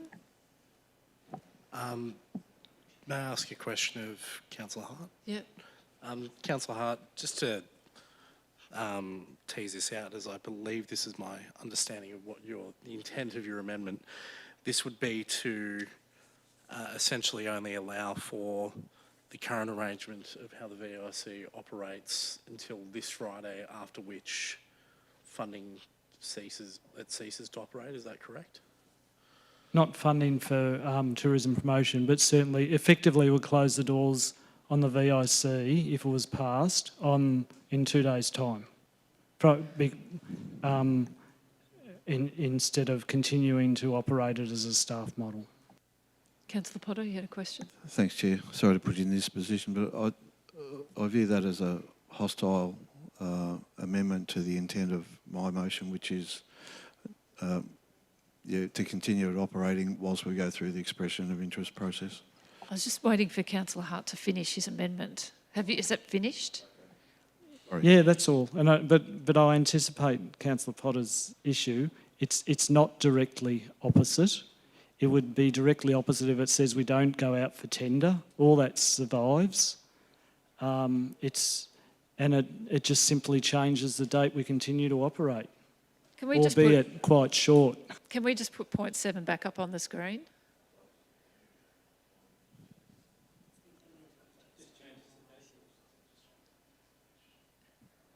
Oh, it does. I will allow it. It does just change the date. So, Councillor Hart, you've moved the amendment. Is there a seconder? Councillor Costin. Councillor Hart as the mover. Thanks, Chair, and I'd just make the observation that I'm speaking to the amendment and reserve my right to speak to the motion, however that may end.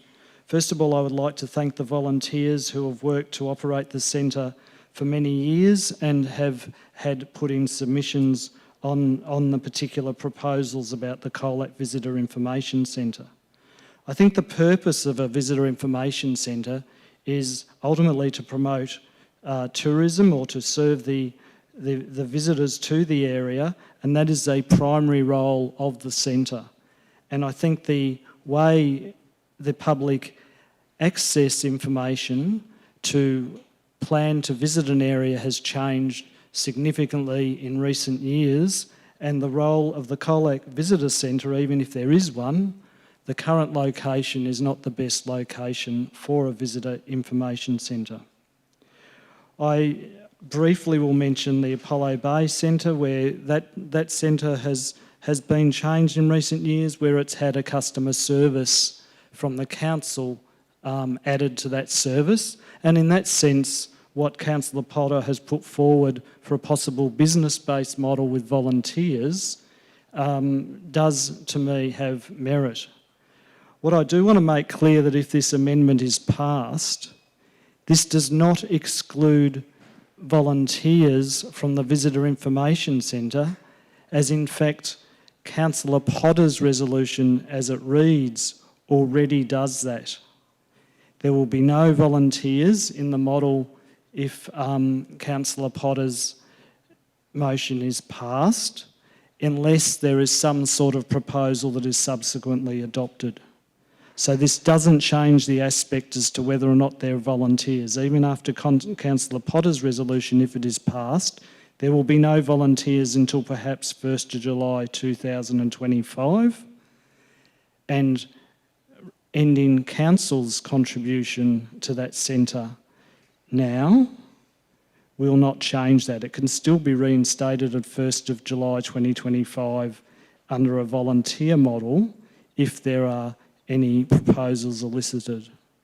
This just ends the situation that's been going on where a centre, which is really outdated in its current form, is allowed to continue and to be funded by ratepayers. Councillor Potter's looking for the future, and I support that, But I think in his motion, although it isn't explicit, is effectively acknowledging that the centre in its current form is not what a modern visitors information centre needs to be. And so for that reason, I think we should cease operating it now, rather than just stringing it out for another 11 and a half months. Councillor Costin, you're the seconder. Reserve. Does any other councillor wish to speak to the amendment? Councillor Arnott. Thank you, Chair. Look, as Councillor Hard has suggested, this will effectively close the BIC as that date unless someone rushes forward as volunteers to take it over. There's part of me that actually wants to support this. I get where he's coming from. It makes a clear decision so that we can go forward with potentially a more sustainable version, because I think the current model is not, in my view, a sustainable version. It's expensive and the cost to return ratio doesn't appear to be there. But to just close it at the moment, I can't come to that. I don't think that's an appropriate process for the community. So I'm sorry, I would not be supporting it. Thank you. Does any other councillor wish to speak to this amendment?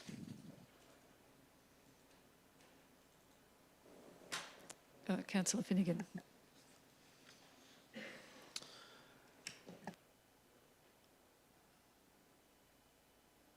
I think it's pretty clear that,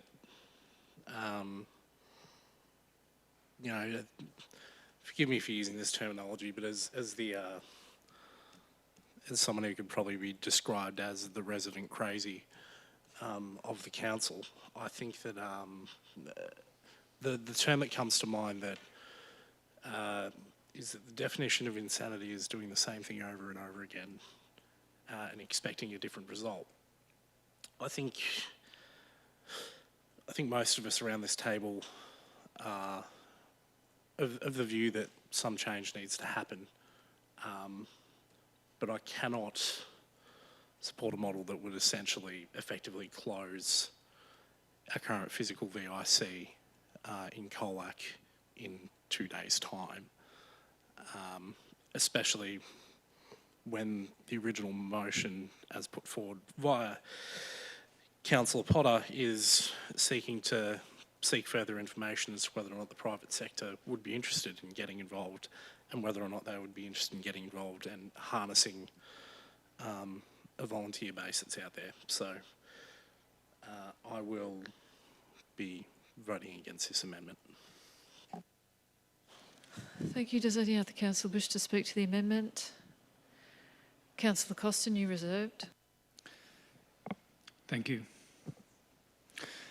I read the options paper in great detail, and what I couldn't understand is the officer recommendation to continue to operate the VIC with volunteers for another year, just based on the information provided in the options paper. The paper is clear that this option is one of the highest cost options, but delivers the lowest return on investment. It has significantly less reach to visitors, only an estimated 3,600 or so. And it doesn't serve the critical dreaming and planning phases of the visitor economy. And that has the potential to reach 350,000 potential visitors, 100 times more. If it was my money, or if it was your money, councillors, I doubt you'd continue to invest in running this centre staffed by volunteers.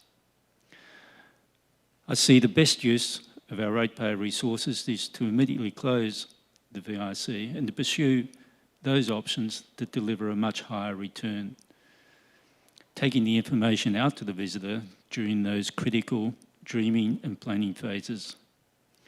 We can use the 6 months of savings to invest in the more productive options identified in the paper, some of which include partnerships with businesses as identified in Councillor Potter's alternate motion. Thank you. Thank you, Councillor Hart, you had a right to reply. Yeah, thanks, Chair. I think it's interesting that there's almost an acknowledgement that the current model doesn't work, and that to me is an argument to close the existing centre in the existing arrangement. That doesn't exclude volunteers. If you look at Councillor Potter's motion already in its entirety, that means there's no prospect of volunteers until perhaps 1st of July or around then.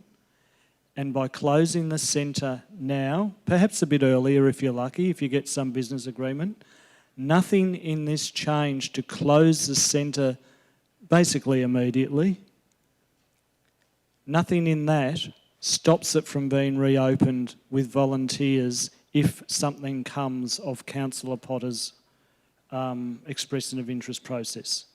So this doesn't exclude volunteers, doesn't mean they're not... The motion already effectively excludes them until there's some outcome from the expression of interest process. Thank you, councillors. I'll now call for a vote. All those in favour of the amendment? Councillor Hart, Councillor Costin, those against? Councillor Potter, Councillor Finnegan, Councillor Arnott, Councillor Hanson. The amendment is lost 2-4. We now move back to the original motion, which hasn't been amended.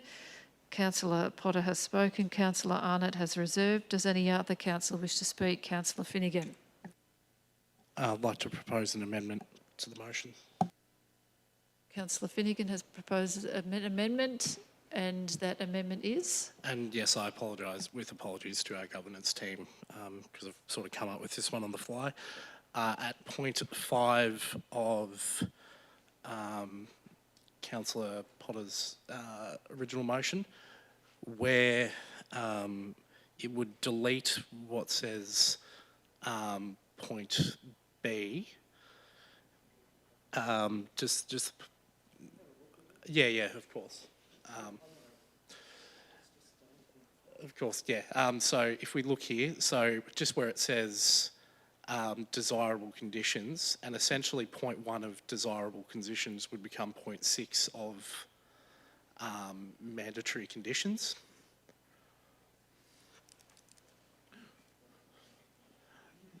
Pardon?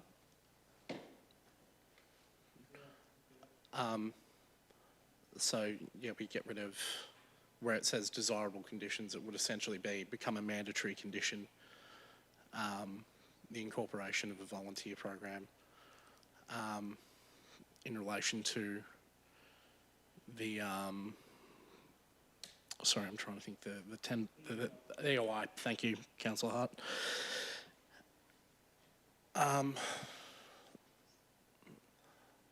So if we just get rid of what says, yeah, it's okay.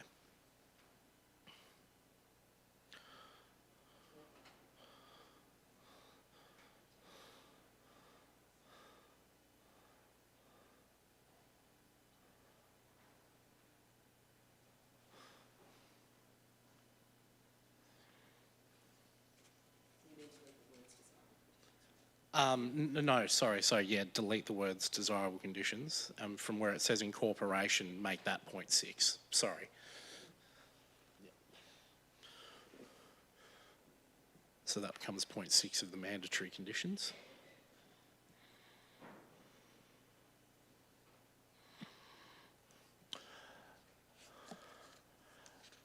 And then for point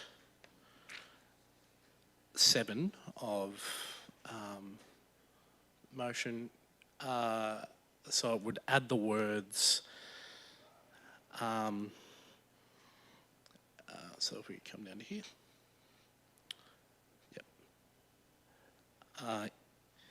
it would add the words to the end of that, with provision for volunteers to supplement the current staffing of the centre, with volunteer rostering to be done by volunteers and forwarded to the relevant manager.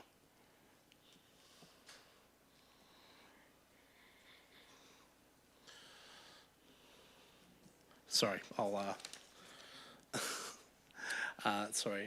provision for volunteers to, to supplement the current staffing arrangements, and then comma, with volunteer rostering to be done by volunteers and forwarded to the relevant manager.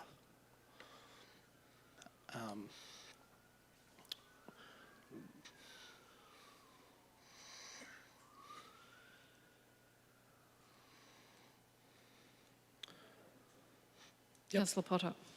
Thanks, Chair. I'm just wondering if you would allow me to ask a question of the impact of that from the CEO, if I can understand, because it seems to me there will be a cost impost then that we might need to address. Yes, so can I just confirm, Councillor Finnegan, you're not proposing to provide the support for the volunteers through the volunteer coordinator role that we have incorporated into the recommendation, or not? Is it still in there? No, as I understand. Because Councillor Potter will have removed that. So now we've got two support roles to implement this to the value of $75,000 that we don't have resource for. So if this is carried and successful, we'll bring a report back to councillors and to see what work you don't want done. And sorry, could you start that point again? I do apologise. Where are we? Oh, the 50K. Yeah, for the business partnering and. Yeah, sorry, that's. So I just want to check whether that's intentional. Yeah, apologise. No, there was the. Yeah, sorry. Pointed. You're right. I wasn't looking at my last page. And at point 8, there would be a point C. No, sorry. The point 8 relates to putting investment in business partnering, product development, and the resources to do that, the staff resourcing to do that. The volunteer program in the original officer recommendation requires someone to actually be able to register, support, induct, look after the volunteers and help them. And that's a part-time role, only a few days a week, $25,000 I think was in the recommendation. And so are you proposing to provide the support as part of your amendment, or are you anticipating that we will redirect officers elsewhere to do the work? That's my question. In response to Councillor Potter's question around the impact. Of course, my apologies. Yes, I would seek to, pardon me, I would seek to have the role at $25,000.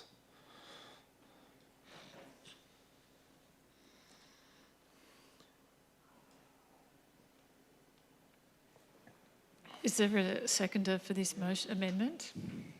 Councillor Hart. Is it to be opposed? I will not ask that anymore. Councillor Finnegan is the mover.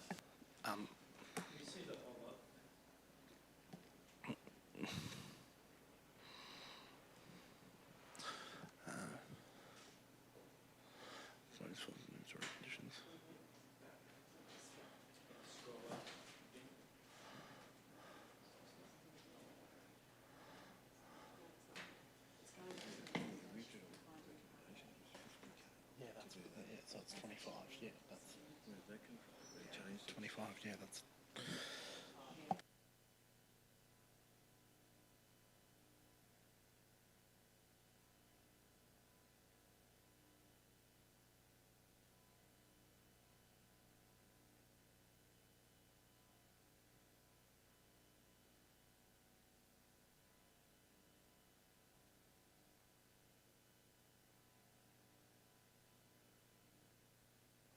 Is it up? Councillor Finnegan, can we just confirm that we think your intent is to reinstate, or through your amendment to also bring point 6 of the officer's recommendation into this, which relates to, it's on the screen, which relates to that support for the volunteers. Is that what you're intending?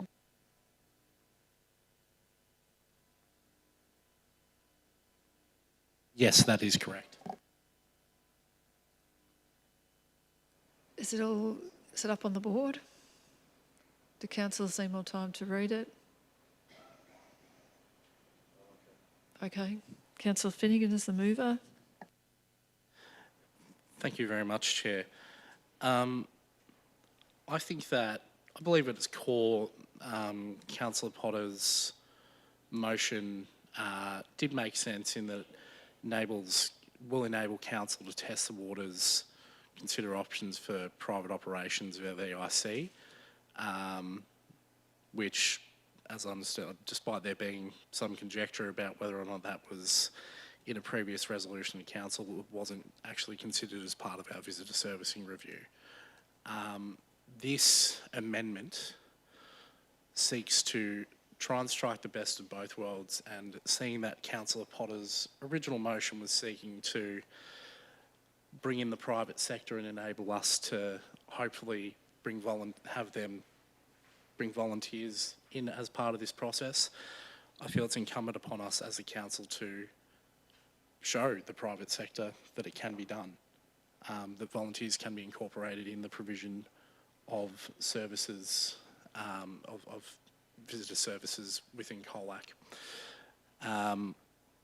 So that's why I've brought forward this, I guess, amendment to Councillor Potter's motion. Thank you. Councillor Hart as a seconder.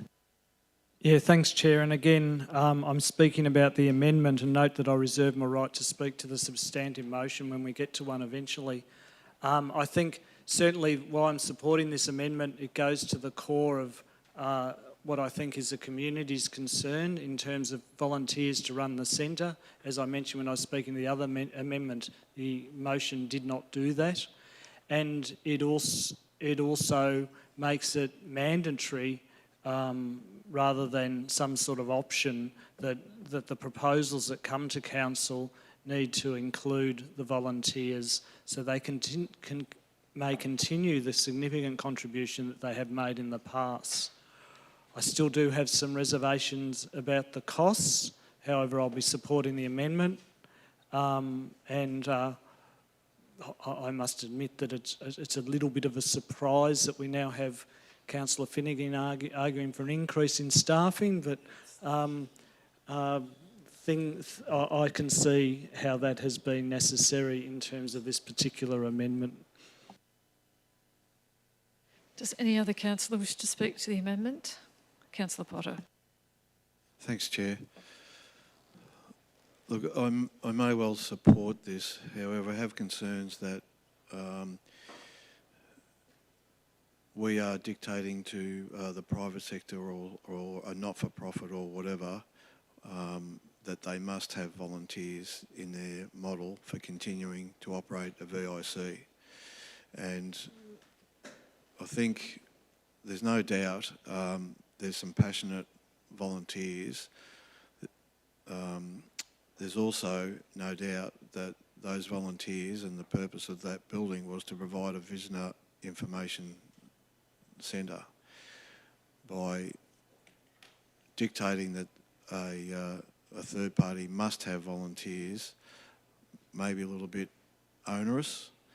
The volunteers may dissipate over time, as volunteers do in every organisation and every charity, and I'm not sure where that leaves an interested third party if there's no longer volunteers who wish to work in the centre. Does that mean it shuts? I'm pleased that there's some money in there for officers to coordinate the volunteers. That's necessary. I note in the original recommendation that was 50k. I'm glad to see that it's 25k, but I'm just flagging my concerns in relation to us telling a third party this is what you must do when that may not be achievable. Thank you, Councillor Arnott, then Councillor Costa. Thank you, Chair. Look, I am concerned. I can see where they're trying to come from, but volunteers, and it's great the volunteers want to be involved, but they need to be respected and not imposed upon. It's a serious endeavour to put your name down and to make it a regular commitment every day, every week, every month for years on end. I don't know about you, but I've been in a number of voluntary organisations, and what happens is with this sort of stuff is it ends up in the hands of a few that tend to be held accountable, they feel accountable to make it continue to work. I would hate to see that as an outcome, that people get imposed upon for something that may need to be better operated as a commercial basis.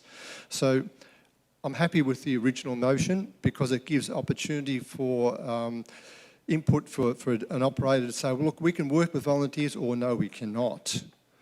And to make it not mandatory, because if they go out, if you make it a mandatory and they can't get volunteers, to make it a sustainable thing, because they're going to look for sustainability. They want to know not just next month, next 6 months, they want to know 2 years at a time. And if you can't get that commitment from volunteers, then it will not work. And that's what we're talking about. So this, I think, in that context, is basically an unworkable amendment. I'm sorry. Councillor Costin. Thank you. A question first, if I may. If I understand correctly, if this motion is adopted, it increases the cost to council by $25,000. Is that correct? Yes. Thank you. In that case, I can't support it. Thank you. Councillor Finnegan, you have a right to reply.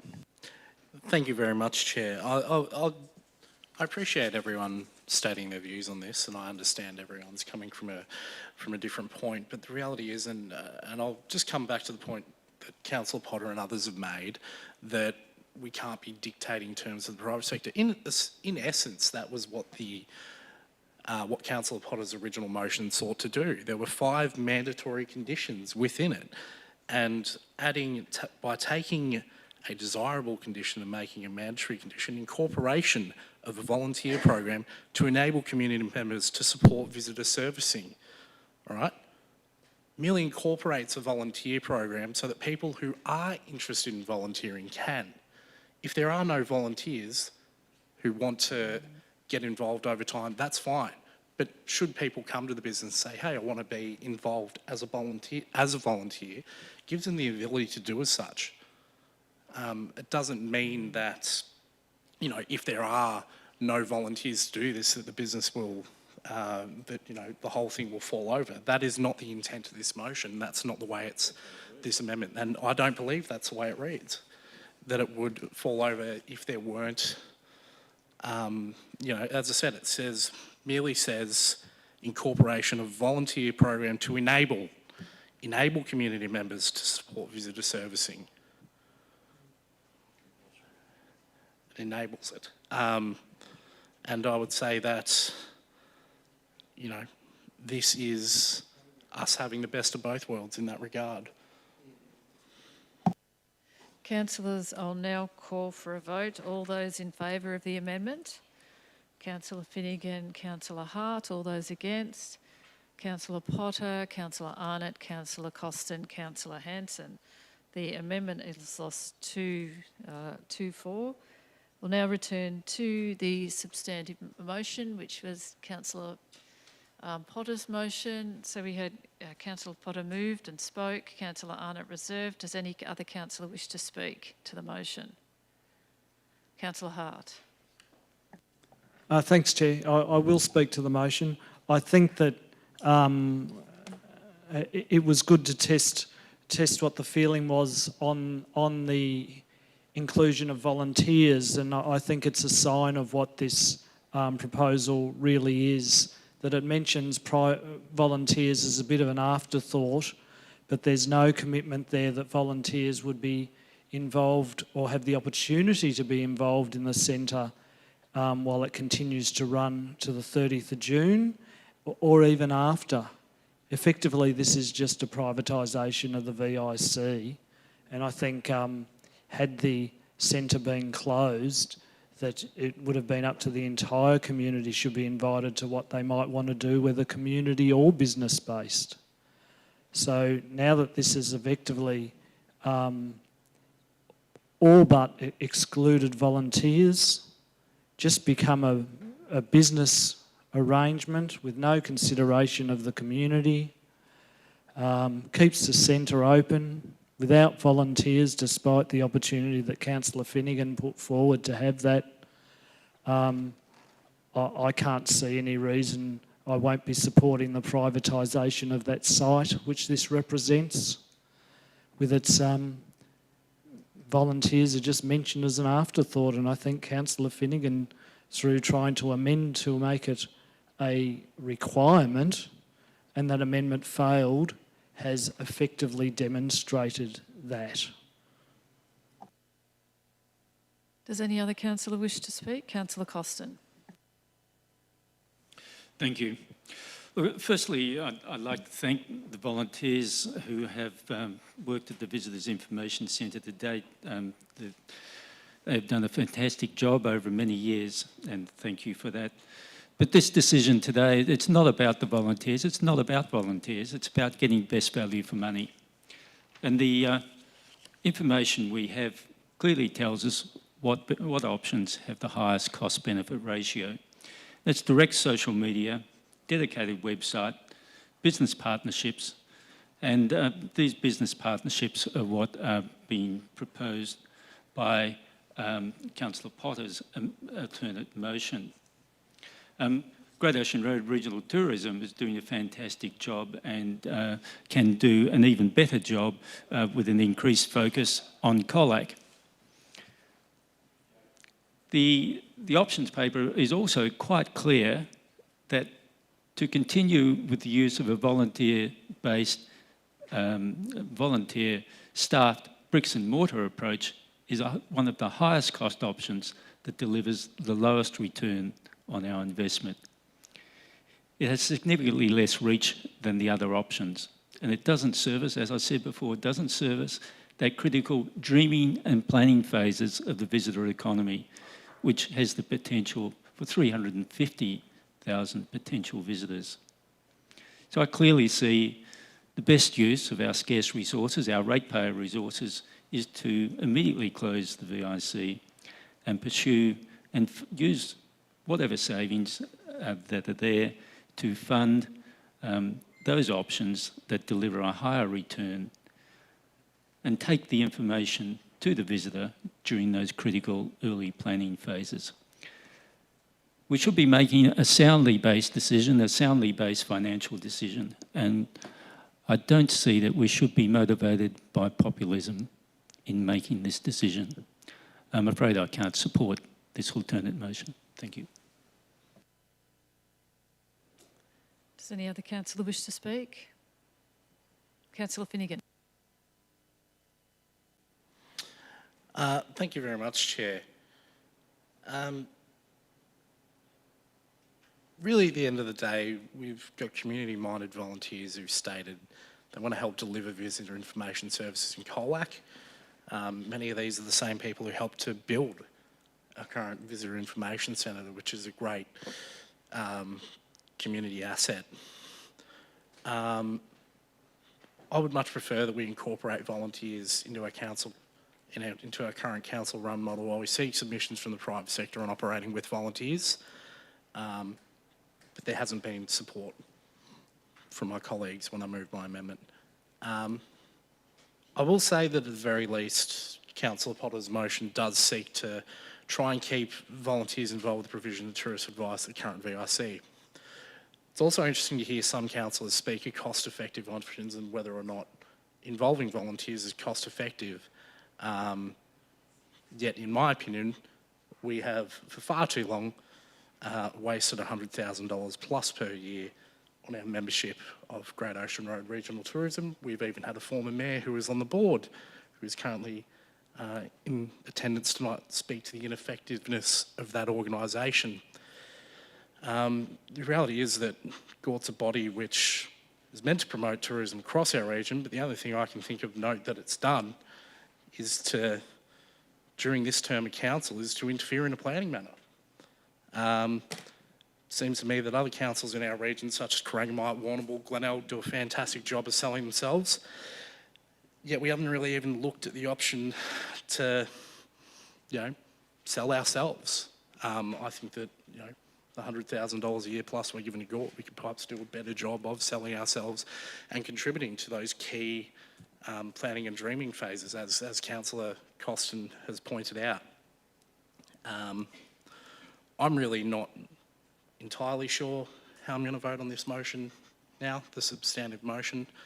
I think there are good parts to it. I think there are parts to it I would like to see improved, but we haven't been able to do them. So I will ponder in the next moments to see which way I go. But finally, I'd like to thank the community who've all had their say on this and tried to put their view forth. And I'm sorry I couldn't get my amendment up to try and get the best of both worlds.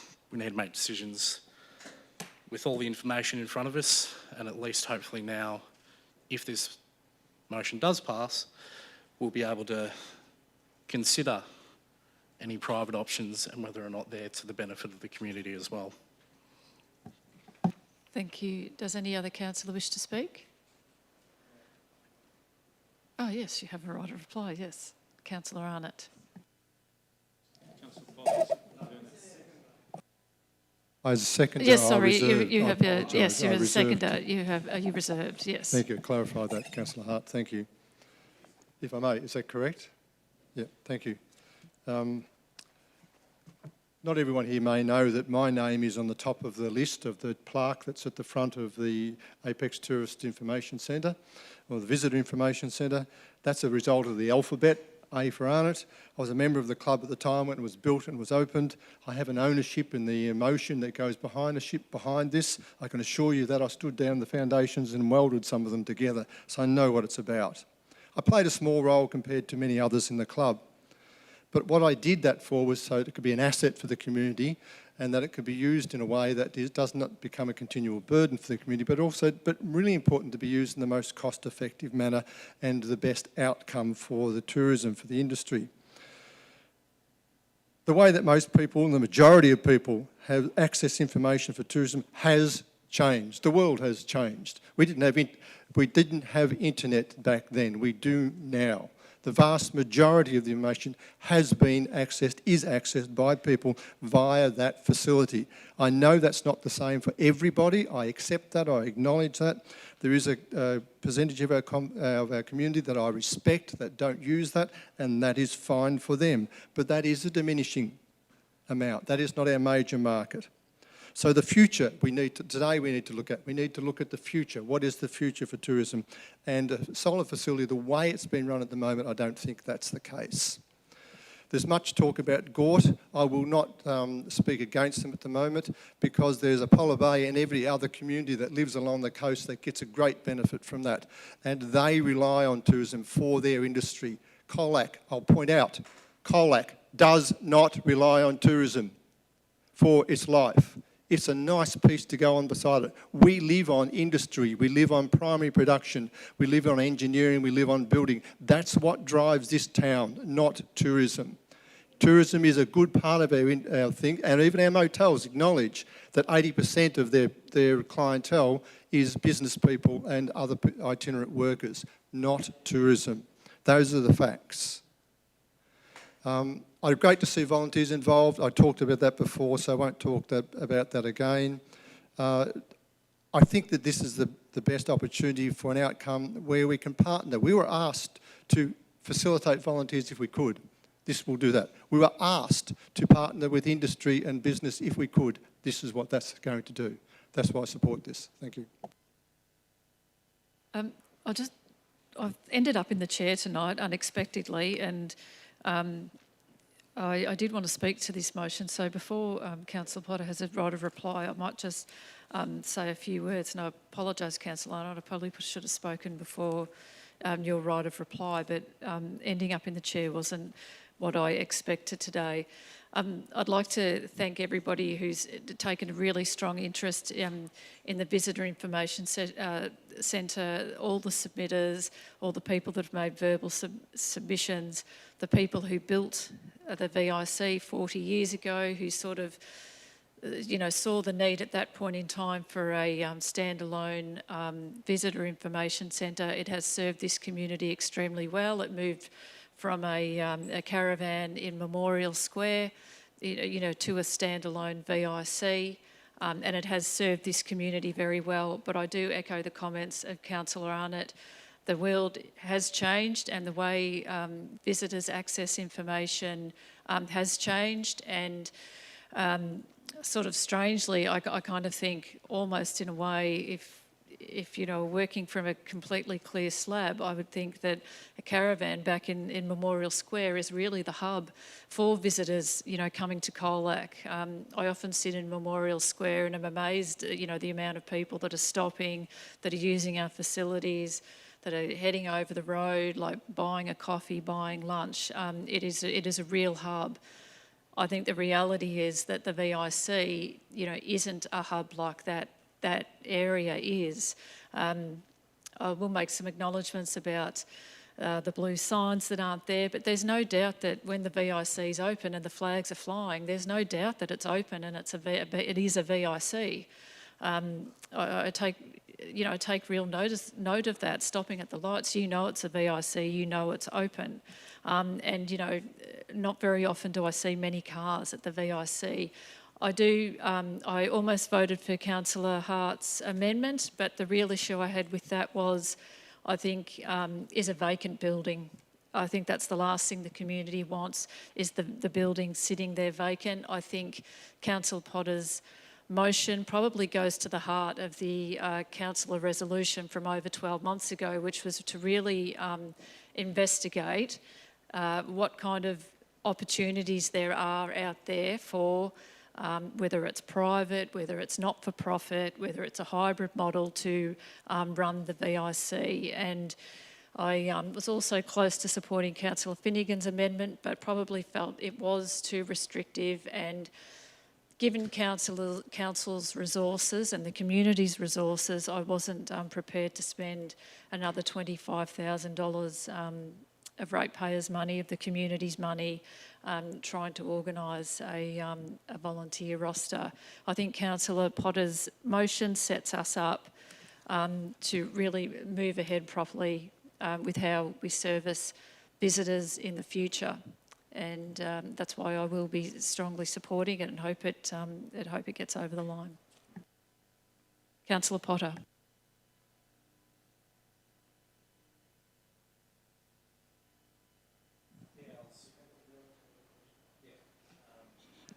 I was going to ask a question, seek whether or not I could move another amendment, but I'll leave that as to your position in the chair. No, we're not at that point.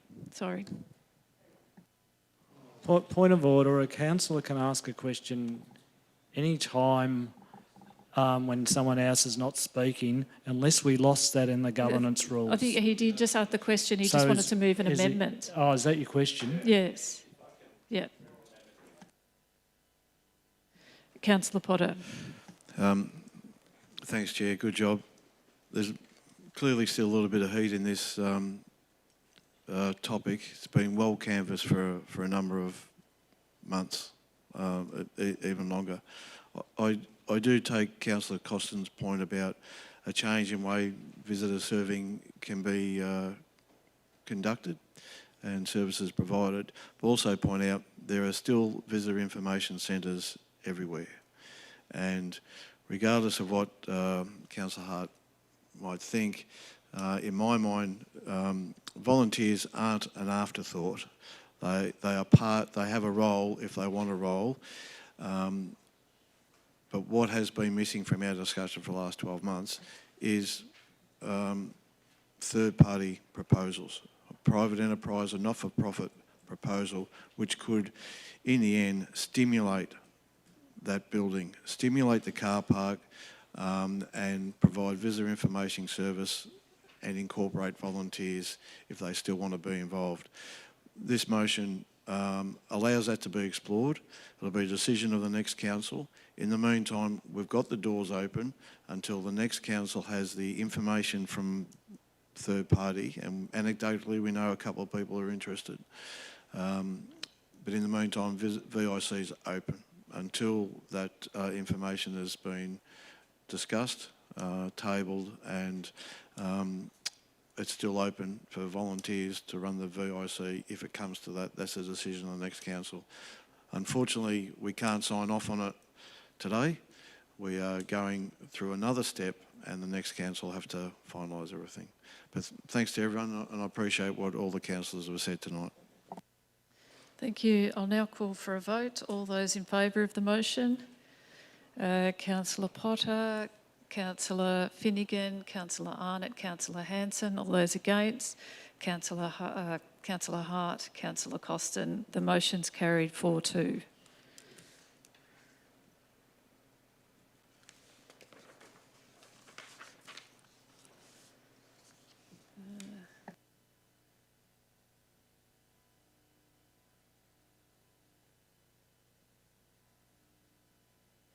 Yeah, I might.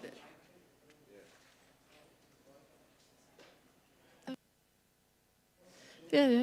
Unless, does anyone, sorry. I might just call a 5-minute break.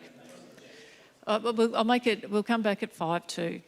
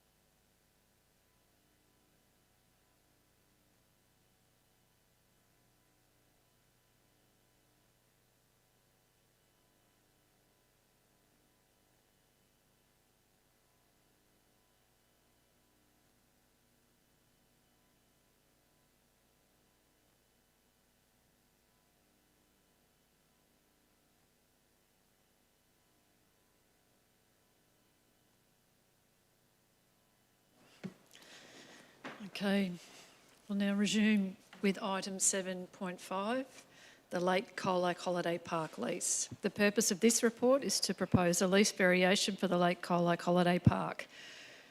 Councillors, does anybody have a question of officers?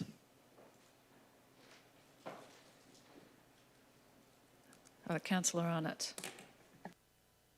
Thank you, Chair. This proposal from Belgravia, does it result in a change of their funding level and the assets that would be left to council subsequent? So through the Mayor, it doesn't change any lease obligations in terms of funding level. The lease states they have to contribute at least 515,000 excluding GST. They would likely contribute more, and this doesn't change that. What it does change in terms of what you're talking, your question in terms of the assets to council, is we get more better quality long-term assets. Thank you. Thank you. Councillor Finnegan and Councillor Hart. Thank you very much, Chair. My question is, do council have any oversight of any of the quotes or anything that have been provided, i.e. can we be certain that they are an accurate reflection and aren't, say, are there any safeguards to ensure that, you know, quotes of any kind aren't being inflated to get to perhaps a figure that's in the contract that is required as a commitment from the tenant? So, through the Chair, under the lease agreement, our tenant requires to go through a particular process to get approval from council prior to these works occurring. That includes providing a detailed project management plan, including detailed specifications of everything that's going into place. So we, without going into too much detail of the contractual arrangements, we would have a significant level of detail of what's going in there and how much for, so we can make an assessment of value for money. Councillor Hart, then Councillor Costin. Yeah, thanks, Chair. My question relates to 2C, which is the dump point for recreation vehicles. And Council's well aware, I think there should be a little bit more around that point. Has Council had any discussions with Belgravia as to whether they'd be prepared to make that dump point accessible to the public? Through the Chair, yes, we have had conversations with Belgravia.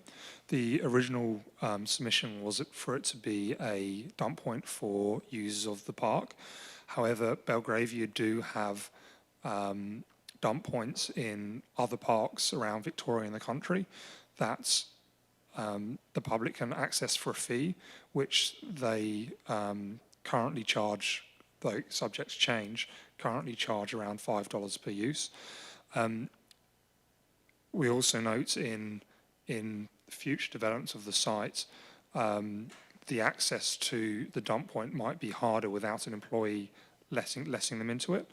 And the way you have to access the sites, would access the dump point, someone with a caravan or whatever vehicle they have, essentially would have to do a loop of one of the rings of the caravan park, which would, create a fair bit of, depending upon the demand, driving past and dust to the people staying in the park. So in turn, yes, they can. However, it's not without its difficulties or impost on people staying in the park. Councillor Costin. Thank you. If we were spending our $500,000 through our procurement policy, we would have measures in place to assure we get best value for money through open and fair competition. And we would have some mechanism to support local suppliers of goods and services.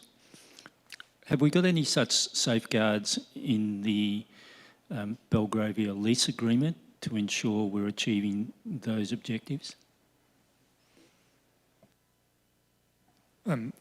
Thank you for the question. Through the Mayor, similar to my answer to Councillor Finnegan, we have and will receive very detailed specifications and drawings of what will be installed, so can make an assessment of value.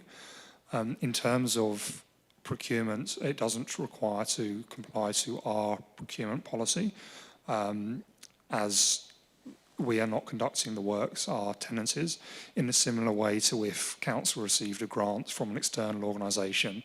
That grant, spending of that grant would be up to council's procurement policy, not the funder's procurement policy, but we would have to a grant provider, we would have to provide significant detail so that they can make an assessment of value. And just to follow up on that, I wasn't quite clear whether we have any agreement with Belgravia to allow the opportunity for local suppliers of goods and services to bid for the work, or have Belgravia already identified a supplier?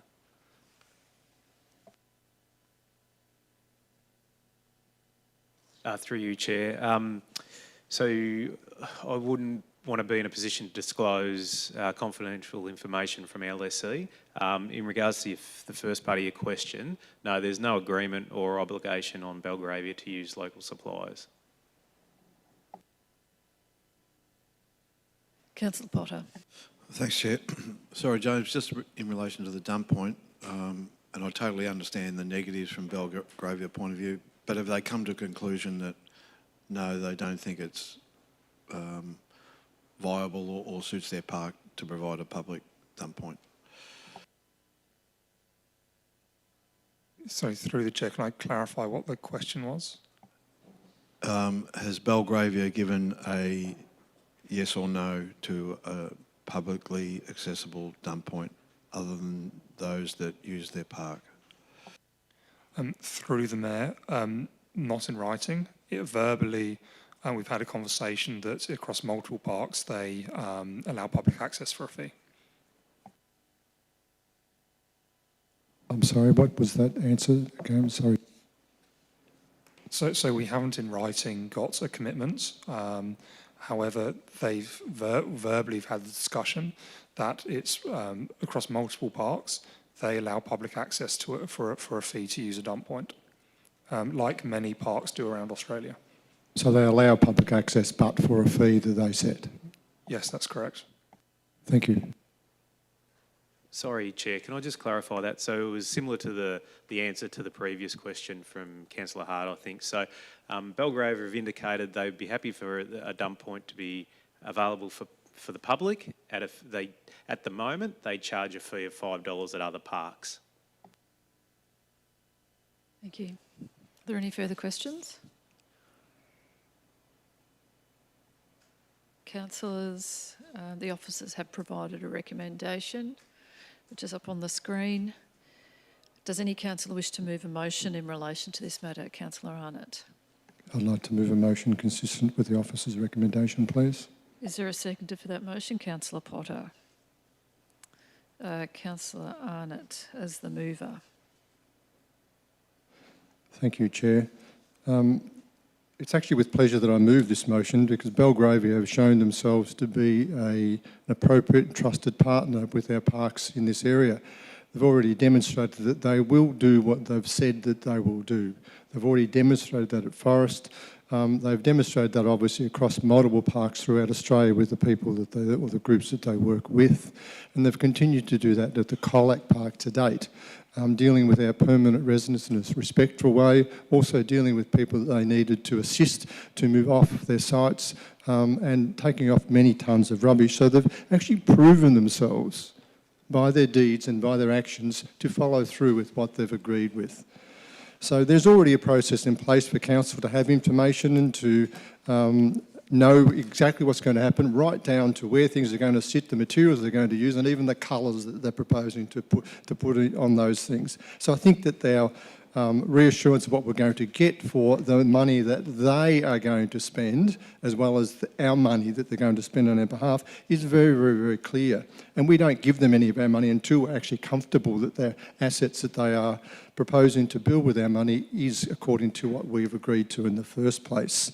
So this amendment or this change actually allows them to do more and to do different. That gives us more than what we were expecting. So I don't see how that's a bad deal. If anyone's concerned still about how little we get in lease of this is now 700 grand we're getting over 5 years. You divide that by 5, that is the equivalent lease we're getting, guys. That's just a commercial fact. And those are the standard commercial arrangements you see across many commercial leases of this nature, where a business comes in, they look at it, and they say, I'd like to have that place. I think the building or where it is or what it's about is okay, but it needs a lot of work, and I'm not prepared to go in there without some input by the owner. And the owner says, yeah, look, but I only want to put in this much, and you can put in the rest. But what we'll do is we'll have a deal about the lease going forward, and then you'll get recognition for what you put in for it. And so that works for both parties. That works all of the time. If you wanted to give me the time, I could give you half a dozen examples in Colac, in commercial buildings, where it's working right now. This is not a new thing. So in that context, I support this motion. Thank you. Thank you, Councillor Potter. Thanks, Chair. Look, I'll be supporting this motion by Councillor Arnott. I see this as a win for this community. Belgravia are running the caravan park in order to provide two things. Clearly, financial benefit to themselves, and secondly, financial benefit to this community by providing good facilities for tourists and so forth. And if they've assessed the spend needs to be in a slightly different area to make those improvements to provide a better service, then I think we should be supporting that. This is not extra money from council. This is being nimble in order to provide the best outcome. And for example, to get 6 new worker ensuite cabins on that site, that's just a no-brainer to me. So I congratulate Belgravia for looking at the original plan, improving it, looking for the best opportunity, looking for the best outcome for the spend of money that they're putting in and council are putting in. I thank officers for this good report, and I'll be supporting this motion. Thank you. Councillor Costin. Thank you, Acting Mayor. I'd like to propose a relatively small amendment. Thank you. If they could come up on the screen. Could you please, do you want to read out the amendment? I'm concerned about how we'll ensure best value for money from our investments. So the amendment reads, Belgravia Pro will detail the procurement methodology as part of the project plan to be submitted in accordance with Special Condition 14 of the lease agreement to enable officers to assess value for money outcomes and establish hold points and payment milestones. Thank you. Thank you. Is there a seconder? Councillor Finnegan. Councillor Costin as a mover. Thank you. Sorry, you're ready to start? No. Okay. Look, firstly, I'd like to say I support the proposed variation of the lease to improve Belgravia's proposed capital works program. The variation removes glamping tents and it adds en-suites and kitchenettes to the visitor or worker accommodation, multi-purpose accommodation, and installs a wastewater dump point.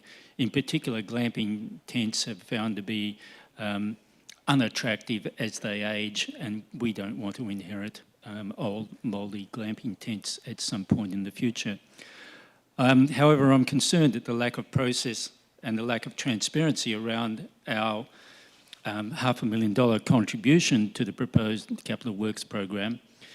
It just to hand over the money without any checks and balances seems an abrogation of our legal and policy obligations when we spend public money.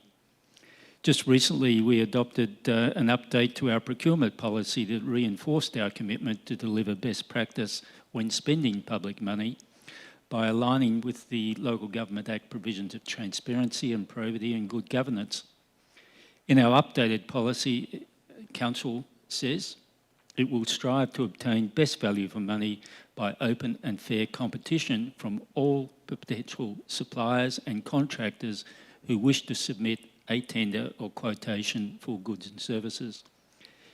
We also say we will support local suppliers of goods and services as those suppliers contribute to the financial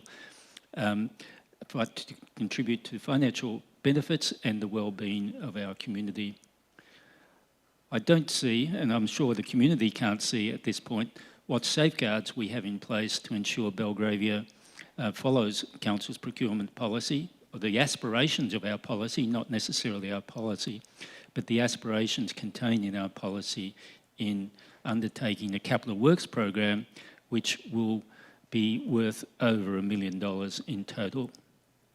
To my proposed amendment attempts to provide some reassurance to our community that the Council will hold Belgravia to account to follow our values and aspirations in its spending of the public money we are donating to the upgrade of the campground. To this end, the amendment requires Belgravia Pro to detail its procurement methodology as part of the project management plan, which is required to be submitted in accordance with the special condition 14 of the lease agreement. This will enable officers to assess whether we are getting value for money and also establish hold points for milestone payments. By adding this requirement, we'll be able, or council officers will be able, to assess if Belgravia is striving to achieve best value for our money, and if it is giving our local suppliers the opportunity to quote for goods and services. Thank you. Thank you. Councillor Finnegan, your seconder. Councillor Potter. Yeah, sorry, Chair. I'm not seconding. I'm just wondering if I can ask officers a question in relation to what might be the impact if this is passed. Through the Chair, Councillor Costin's amendment doesn't provide very much impact because we've discussed this and that's the process we would be undertaking. But we need two other parties to agree to it. What if they don't? Oh, sorry. If this is inserted in the lease? Impact on us? I thought you meant No. impost on officers. No, so it's got to be by agreement effectively. Yes, and if it's not, we come don't know. back? Yeah, right. I wonder if we could seek a governance clarification of whether this requires the agreement of the Any change to the leasing. lease would be a variation agreed by both parties to the lease. This is not a change to the lease. Effectively, you're trying to incorporate a condition upon the existing lease.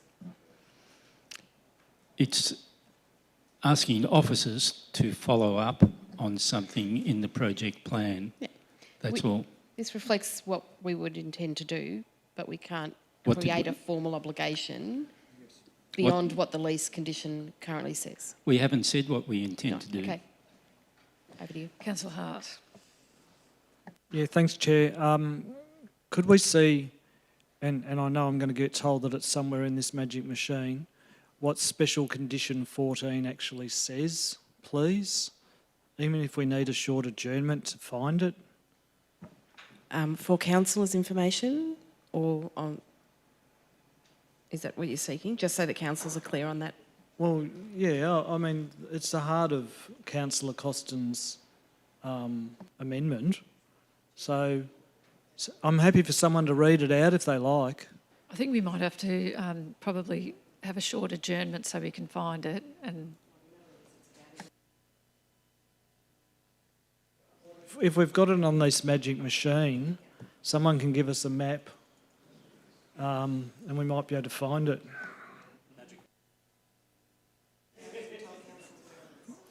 The CEO has found it already.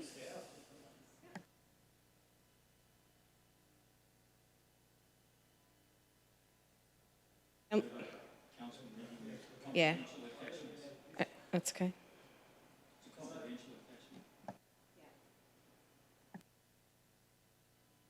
So, you know, you guys, you're younger than me. Can you walk me through this slowly? Okay, council meetings, 2023.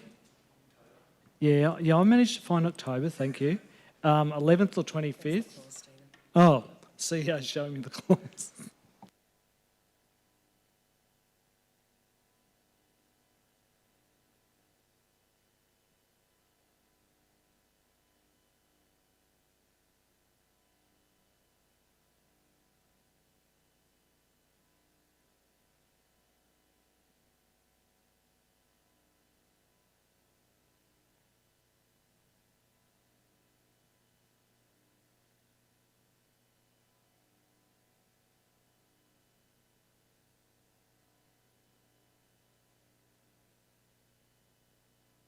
So, Chair, I think it would be useful if we just satisfied ourselves that every councillor is happy what that condition says.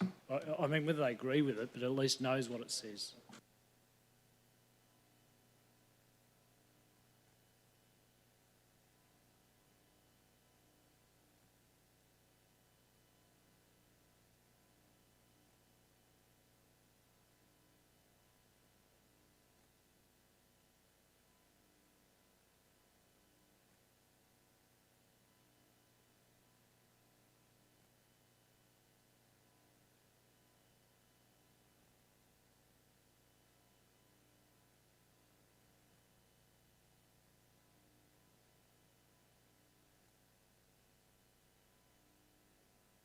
Thank you, Chair.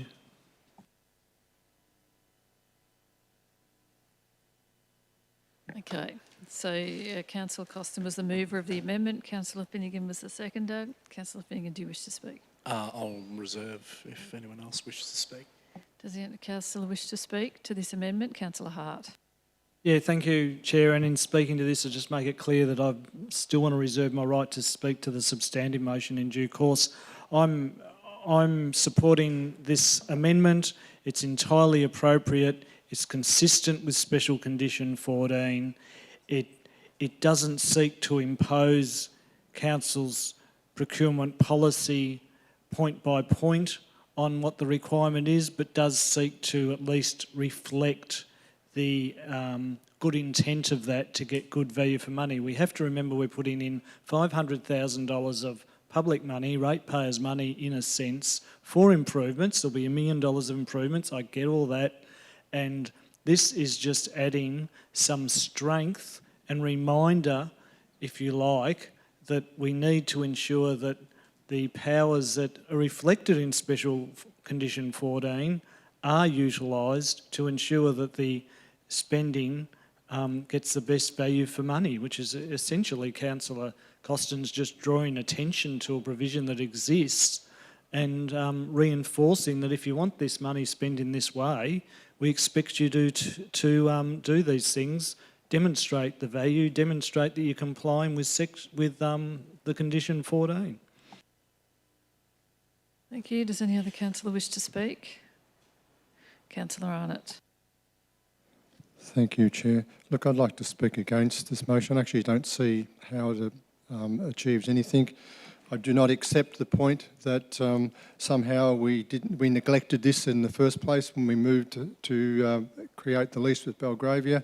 In fact, if you can recall, there was substantial conversation around this. We even went to the point where we dropped the bank guarantee and had the money would be paid in hindsight to them on completion of works, of the council works and their works, and only to the satisfaction of completion of plans as presented to the council officers and approved by council. So there's nothing in this that's new. So you're actually asking for a variation of the lease to achieve nothing outside of what we've already done. We have done this to ad nauseam again, as I said in the first place. And I refuse to acknowledge in any way that we neglected to do this appropriate in the first place. This is like a rescission motion. This is to suggest that we did something wrong before. No, we did not. Does any other councillor wish to speak? Councillor Finnegan, you reserved, did you? Yeah, Councillor Finnegan reserved. My time to shine. I seconded this amendment here from Councillor Costin because I think it makes sense for us to look over things, and it's in compliance with Special Condition 14 of the lease. The reality is that everything on paper, everything looks good. And as someone who has been in situations before where everything on paper looks good and then everything unfortunately goes the other way, I'm in favour of increased transparency and also in favour of ensuring that things are looked at a bit closer. So I think, it makes sense to support Councillor Costin's amendment.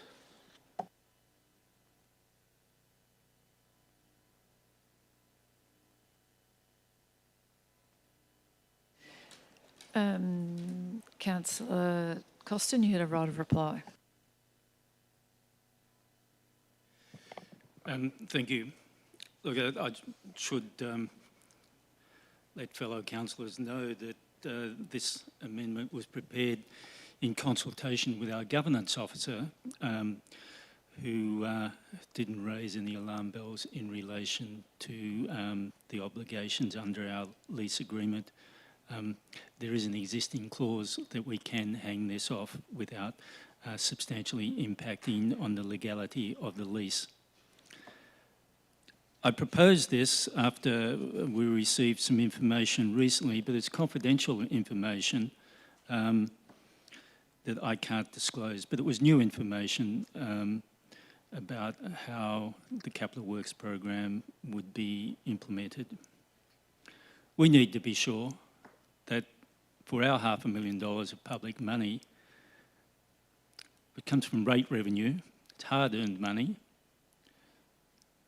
that we are getting what we'd like to achieve rather than just handing over the money to a private sector organisation to effectively spend without any safeguards in place that we will get best value for money.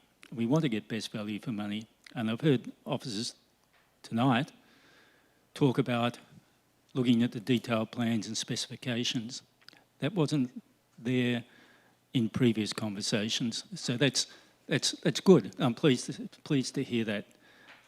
That wasn't explained previously, and I'm just trying to reinforce that so that when we're sure that in spending this money, and hopefully in Belgravia spending their money, they will take into consideration, they will strive to deliver best value for money and in some way involve our local suppliers of goods and services.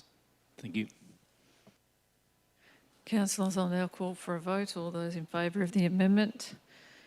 Councillor Finnegan, Councillor Hart, Councillor Costin, Councillor Hanson. All those against? Councillor Potter, Councillor Arnott. The amendment is carried 4-2. We now move to the substantive motion, which we had Councillor Arnott as the mover and has spoken. Councillor Potter, you've spoken. So Councillor Hart. Thanks, Chair. I'd like to move an amendment that we add words to 2C, the dump point, that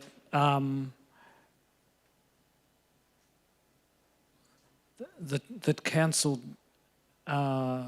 takes steps to ensure that the dump point is accessible for the public during reasonable hours at a reasonable fee. So it's a tiny bit different to what that says. So adding to those words after dump point, that council takes steps to ensure the dump point will be accessible for the public, for public use, will be accessible for public use during reasonable hours at a reasonable fee. Is there a seconder for this motion? Happy to take guidance from the CEO if the CEO is uncomfortable with the precise words or something. I'm just not sure how officers take steps about an operational matter when it's a leased park. But council approving the infrastructure with a condition, I think is clear. Okay, I'm happy to take guidance as to how the words, do we go back to the old words? Sorry.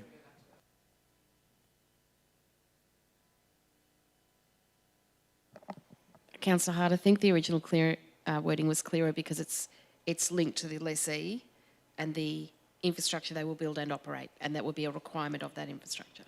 Okay, whatever the CEO says for this, just for this point. Always helpful. Thank you, Councillor Hart.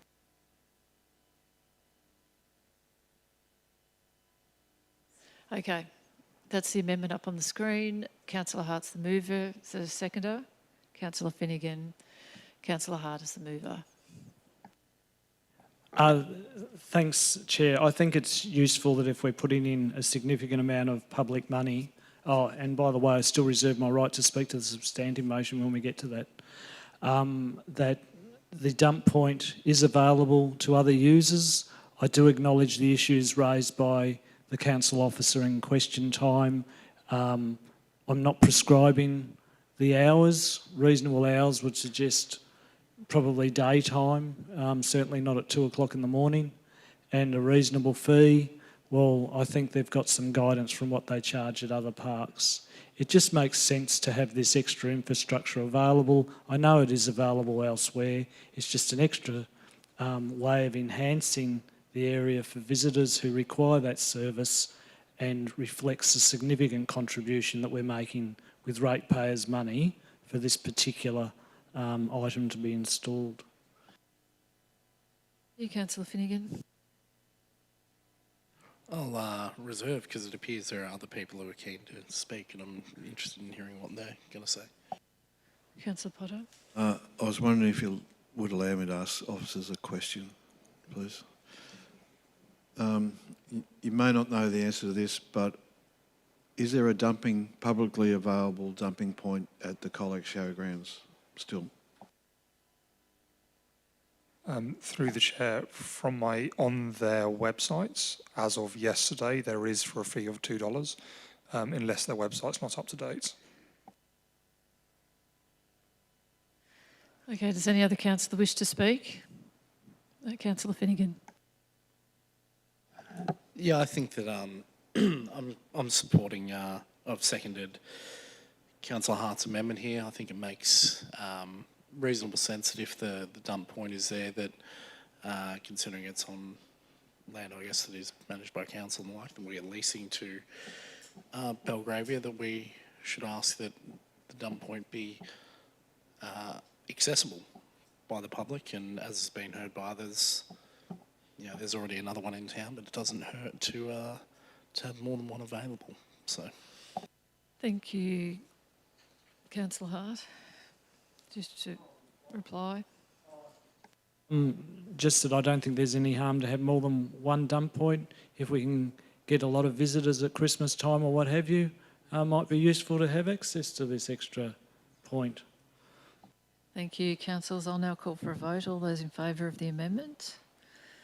Councillor Potter, Councillor Finnegan, Councillor Hart, Councillor Arnott, Councillor Costin, Councillor Hanson. The amendment's carried 6-0. So we'll now return to the substantive motion. Councillor Arnott has spoken. Councillor Potter has spoken. Does any other councillor wish to speak? Councillor Hart. Thanks, Chair. Yeah. I'll be supporting this resolution. I think Belgravia has been an excellent tenant, and their proposals to improve the Lake Colac Park are worthy of support. What we're essentially doing, we'd already committed money towards infrastructure improvements. They're moving away from the glamping and the safari tents. I suspect that the public's waking up to when you pay hundreds a night, you're still camping in a tent. So it's not surprised that they're not as popular as they used to be. And instead funding 6 ensuite studio rooms, which I think will be popular both for workers who might be staying in the area while they're doing work, and for visitor accommodation.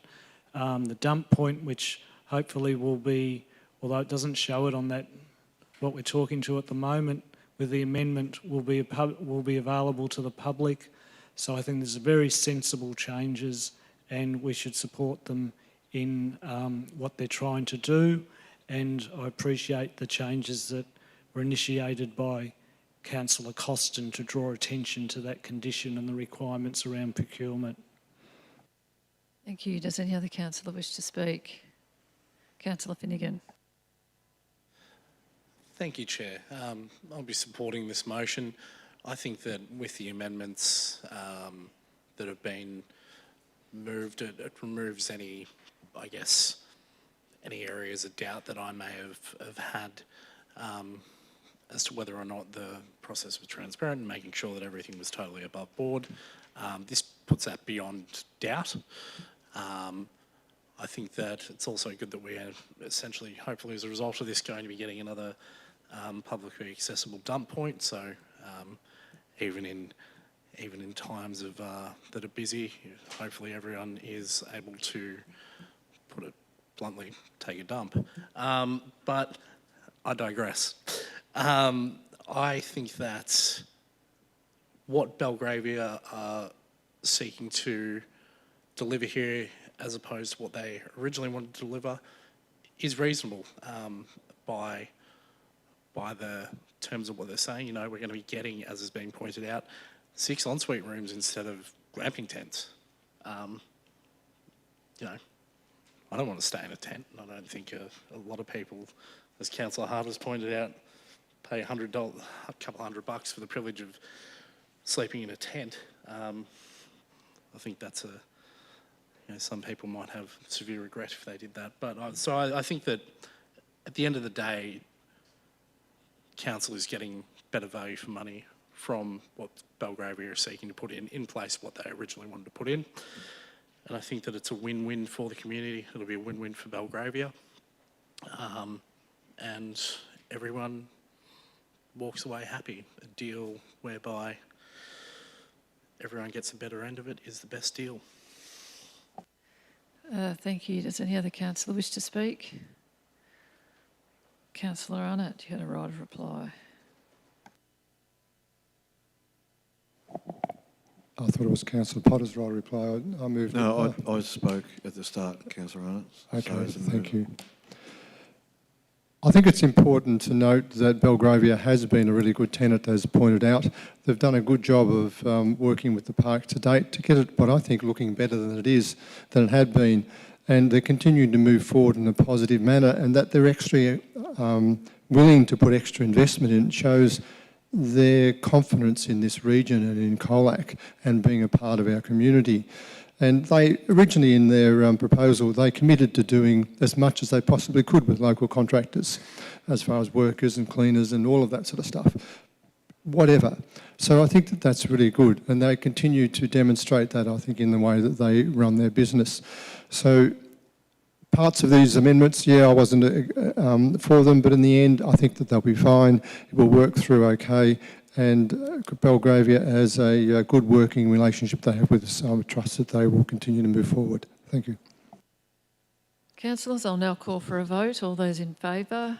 Councillor Potter, Councillor Finnegan, Councillor Hart, Councillor Arnott, Councillor Costin, Councillor Hanson. The motion is carried 6-0.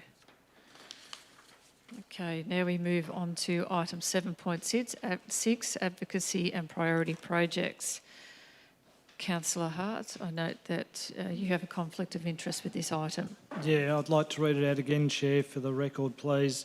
It's a general conflict of interest in 7.6 advocacy and priority projects. The Lavers Hill to Crows Path mentioned on page 8 of the document, or page 204 of the agenda for project planning, would go past my property if it's ever built. As my home is more than 100 metres from the road reserve and side of the path, I don't accept it would affect my residential amenity or decision making. However, as a person might conclude that my potential use of the path could result in a conflict, I am declaring a conflict under section 127 of the Act, even though I think it is so remote or insignificant as to be allowed as an exemption under section 129 of the Act. Thank you, Councillor Hart.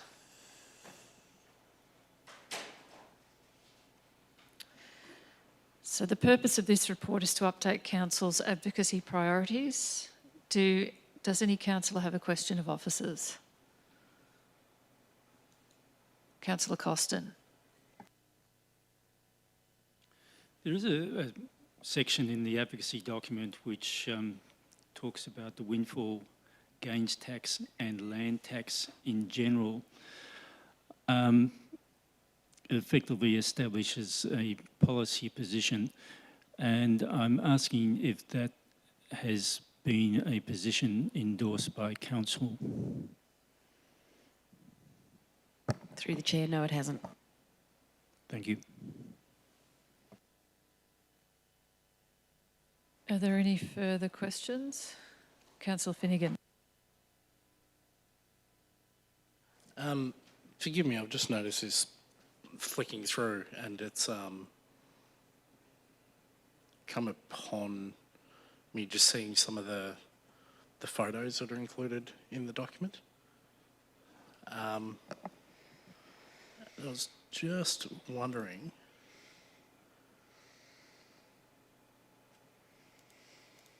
Actually, no, never mind. All good. So the photos are unchanged from the endorsed document in April 2022. Okay, are there any other questions?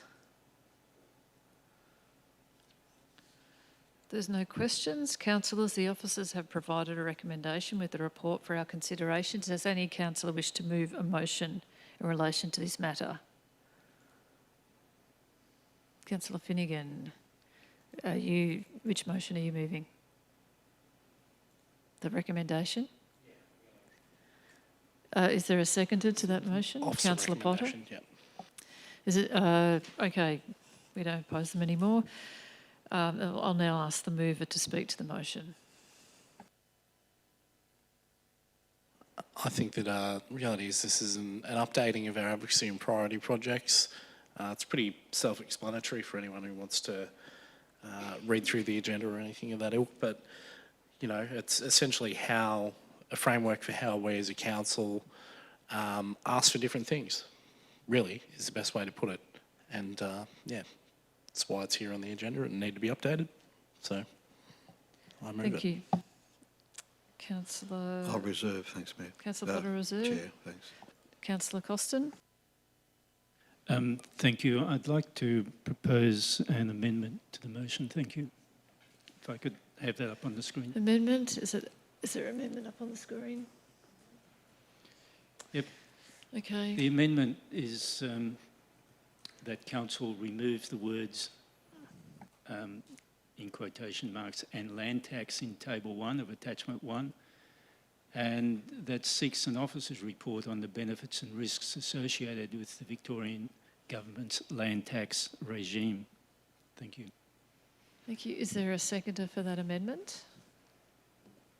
You can't second it. Is there a seconder for that amendment? Councillor Arnott, are you seconding?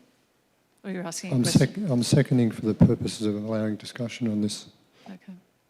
Thanks, Max. Councillor Costin is the mover of the amendment. Thank you. I'm really just adding these words in to address a governance issue here. We are proposing to advocate the state government for policy changes to reduce the burden and disincentives resulting from current tax regimes, including the windfall gains tax and the land tax. I'm comfortable to leave the windfall gains tax in this section in table 1 because that's a stated MAV position. They say that they seek to exempt rural councils from the windfall gains tax. But MAV are silent in relation to land tax, as are most of the other organisations listed there, G21, Southwest Victorian Council Association and the Rural Councils of Victoria. It's not something that has been discussed with council, so it's come as a little bit of a surprise in there, and I'm not sure what we want to address, what we want to achieve by this. I recognise there are some benefits of land tax and there are some risks associated with land tax. But council needs to understand what they are before we actually go out and advocate for a reduction in land tax. We need to be sure what we're advocating for. Thank you. Councillor Arnott? Do you wish to speak or reserve? May I ask a question, please? Yes. How will this support the, or how this will affect the capacity of COS and their partners to advocate for our advocacy, I guess, on these topics, specifically regarding to the tax? So through the chair, our partners will choose how they advocate, and I think increasingly we'll see them raise land tax. But if council chooses not to include that in the advocacy document, it won't impact the partners' ability to advocate as they see best. Does that answer your question, Councillor Arnott? Yeah, thank you. And before we got to this point where that's included in this document, have we had substantial discussion regarding to that topic being in there, or we've seen evidence of it being there before it got to this point? If we means councillors, there's only been informal discussions in general terms about things that are presenting challenges to the freeing up and the land supply for progressing housing and accommodation projects. Windfall gains tax is one of those that is presenting in some regional areas a challenge, as is land tax, but councils haven't had a formal briefing or a report or a research and development piece or any of that work, no. Thank you. Do you wish to speak, Councillor Arnott, or you reserve? I reserve, thank you. Councillor Finnegan. Just two things. Probably the first one more just a point.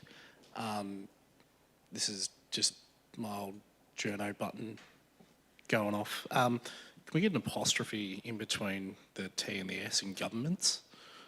I know that's a very nitpicky thing. Thank you. I'm actually supportive of Councillor Costin's amendment here. I think it's sensible in the sense that we'll give councillors, obviously for future council, really a report to see what the impacts of land tax, the state government's land tax policy is going to be within our shire in particular. We have a lot of rezonings and everything that go on, and unfortunately, as rezonings happen, we have property owners who are caught up in these, not by virtue of them having necessarily started the rezoning process, but they're caught up in it when they, land around them is rezoned, their land's rezoned. Theoretically, it's worth more, but it causes dramas in the long run for them. So, and I think that having a report around that and being able to better understand that and being able to better explain that to councillors in future would be helpful. So that's why I'm supporting this amendment. Does any other councillor wish to speak? Councillor Potter. Thanks, Chair. I won't be supporting this amendment. This advocacy document is ours and we represent the community, and everywhere I go, in Apollo Bay, Kennet River, Colac or Cressy, people are whinging about the impost of the land tax. It's a disincentive to people to have an investment property and rent it to try and solve the housing crisis. It is well spoken about. I listened to the ABC a week or so ago. There was 2 hours of people ringing in complaining about the land tax. We're obliged to advocate around this issue, as we are with the windfall tax. So I won't be supporting this amendment. Once again, I think I might just quickly speak because I did not plan to end up in the chair, but I will not be supporting this amendment either. I'm actually think it's. I wish councils actually did more of this. Actually, stood up to the state government and actually, spoke to the state government about things that are working well and what's not working well. And I think sometimes when these decisions are made in Spring Street, not enough consideration for rural communities is taken into account. And this is advocating, this is a discussion, this is no big commitment or anything like that. This is raising the alarm bells that Councillor Potter has spoken about, but this is trying to get the state government actually for once to listen to rural communities and the impacts that some of these decisions have. So I won't be supporting this amendment. Councillor Arnott. Thank you, Chair. Look, I supported the seconding the motion because I thought it was actually important to have a discussion around it, because Councillor Costin raised something of a reasonable governance principle around this, to have a discussion in detail what land tax means. And I don't disagree with that principle. However, having said that, listening to the arguments around, and also just what Councillor Hanson said, and Councillor Finnegan, Councillor Costin, or Potter at least, there are people who are affected by this, and I do agree with Councillor Hanson that talking about that this is advocating, this may actually just mean a very, very small change in order to make it work appropriately. We're not saying abolish this altogether, delete the benefits of it or whatever, but I think it's important that we do advocate on behalf of our citizens who actually are crying out for help. Councillor Costin, you have a right to reply. Thank you. Look, I think, and I hesitate to say this, but I think some councillors here have misunderstood the issue here. The issue is not about land tax. The issue is about good governance. We've said we'll be leaders in good governance. We have included a statement in an advocacy document that we haven't considered.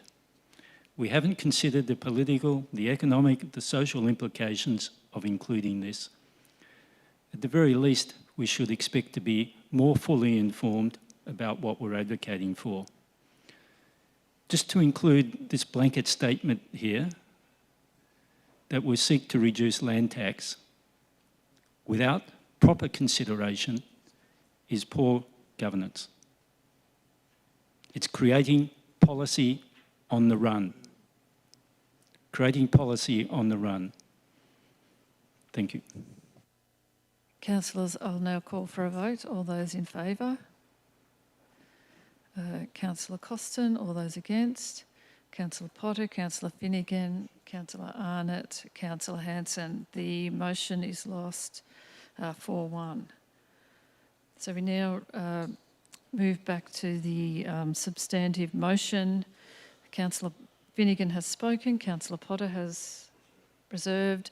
Does any other councillor wish to speak? No, Councillor Potter, you reserved. Yeah, thanks, Chair.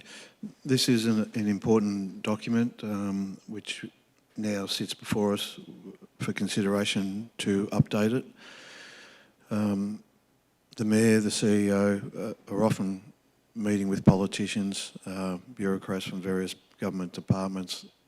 It's important to have this document. And some of the things that we do advocate for are very topical. I understand Councillor Costin's point about we never got a discussion paper about this.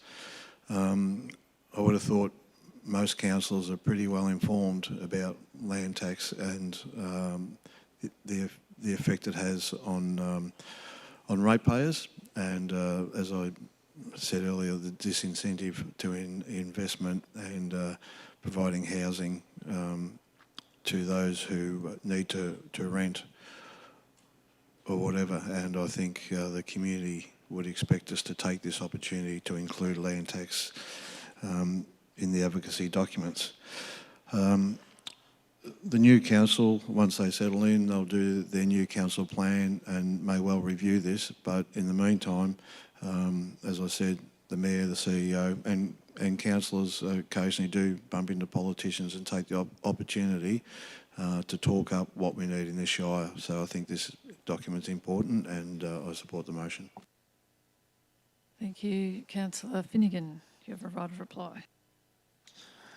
Thank you very much, Acting Chair. I think that the beauty of this chamber is sometimes you hear arguments that do sway. I moved this original motion, and then I was initially in favour upon reading it and hearing Councillor Costin's original argument in favour of his amendment. But as you probably saw, I ended up voting against that amendment after hearing the points put forth by the councillors. I do think Councillor Costin made a very good point, though, about the governance implications and being leaders in good governance, and I understand his point to bring that. I also believe that council would be well served receiving an officer's report on the, on land tax and other types of tax and the impost they have upon our community and the effects, both positive and negative, that they could have. However, at the end of the day, what struck me most was the point that Councillor Potter made, which was, people in our community, they are crying out about what's going on with land tax, and I alluded to that when I was speaking to Councillor Costin's amendment. Reality is that I think, despite my concerns over governance and the like, at the end of the day, the community is crying out for something, and all crying out pretty much in the same way, perhaps. Sometimes we should go with the community, even if the governance portion of what we do isn't quite where we'd like it to be. So I'll support this motion. Thank you, councillors. I'll now call for a vote. All those in favour?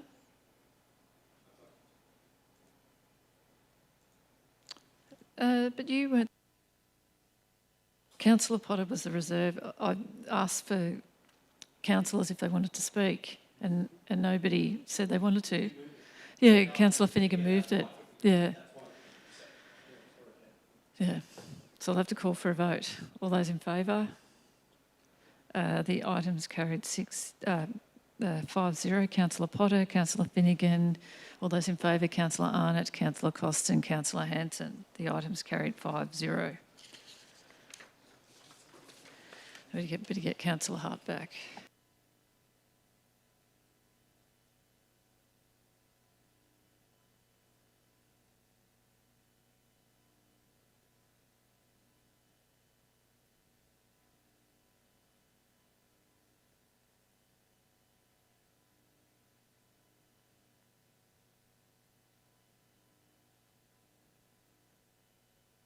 Thank you. Now we move to item 7.7, award of contract 2426 Strawn Street reconstruction.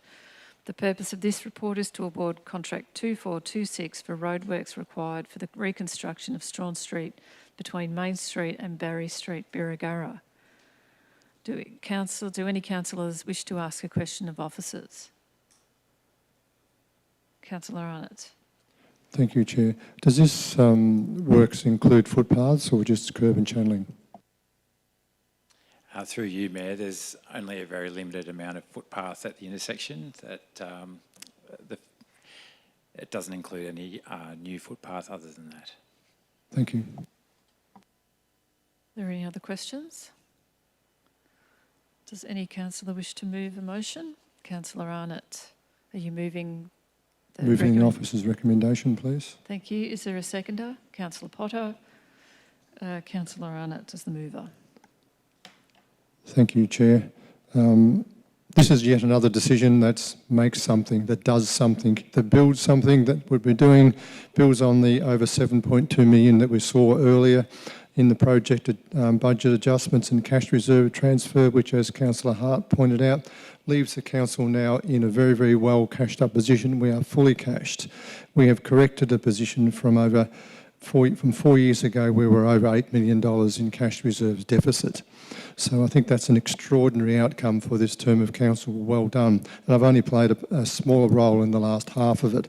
So I congratulate the councillors here for that. And yet this adds another $600,000 to that. It's a great project. It was great to be out at Berry to talk to the community on Monday and get some feedback about what they need, and this street come up as a topic. which is really good to see that, yes, we can proceed. You, Councillor Potter. Thanks, Mayor. Yeah, I'm pleased to support this. Great outcome for Birregurra. They've been looking for this for some time and working with officers and advocating, and now we're going to deliver on the end of a rigorous and tight procurement process. Sorry, Mayor, I was lost for words there for a minute. I'm just wondering, seeing we're talking about Birregurra, if I couldn't mention Birregurra stalwart, done a lot for the community there, and the Progress Association sadly passed from cancer the other day, Trevor Hodgson, and played a big role in the advocacy to try and achieve some improvements to Strawn Street. Thanks, Mayor. Chair. Thank you. Does any other councillor wish to speak? Councillor Finnegan.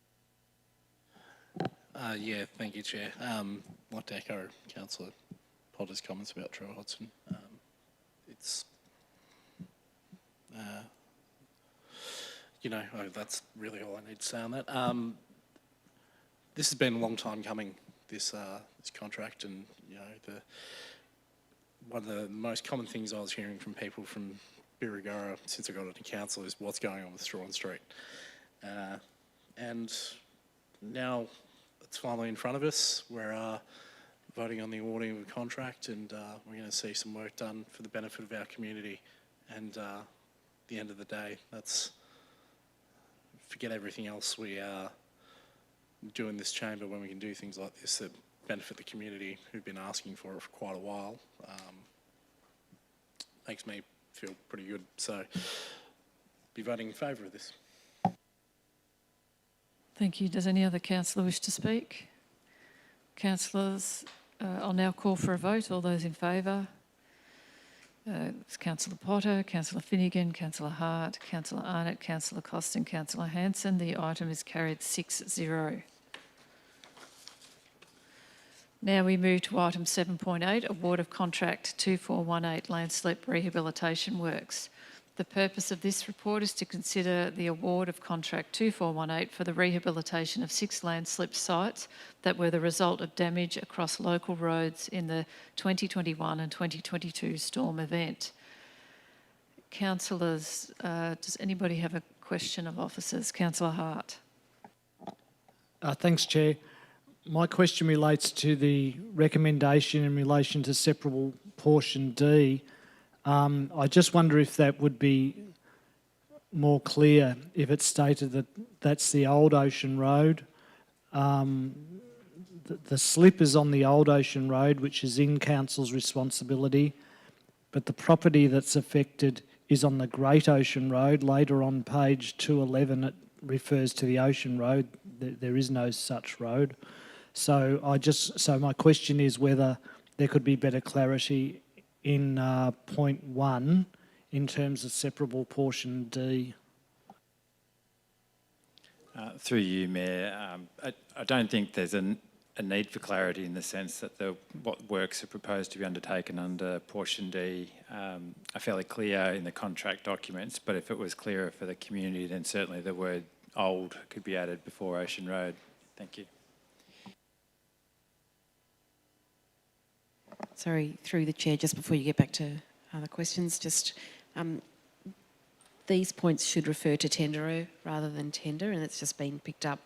And if we just give our governance team a second, I'll just fix that on the screen right now, and then we'll tidy it up. Thanks, councillors.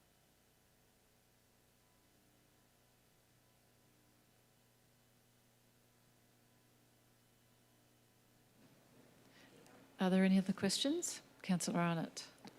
Thank you, officers. What was the total budget expected for these works?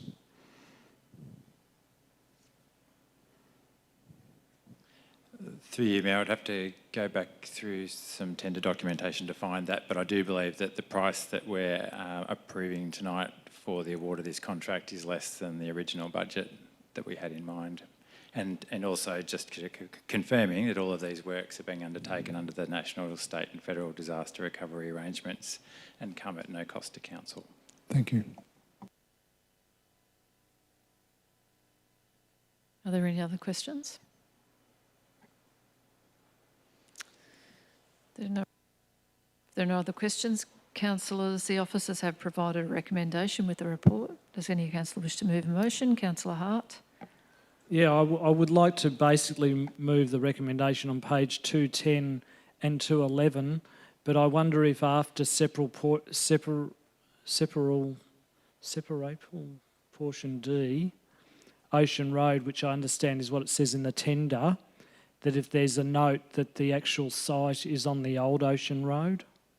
So I'm suggesting some sort of bracket thing that says note that the actual site is on the old Ocean Road, because if anyone goes for looking for Ocean Road, you won't be able to find it.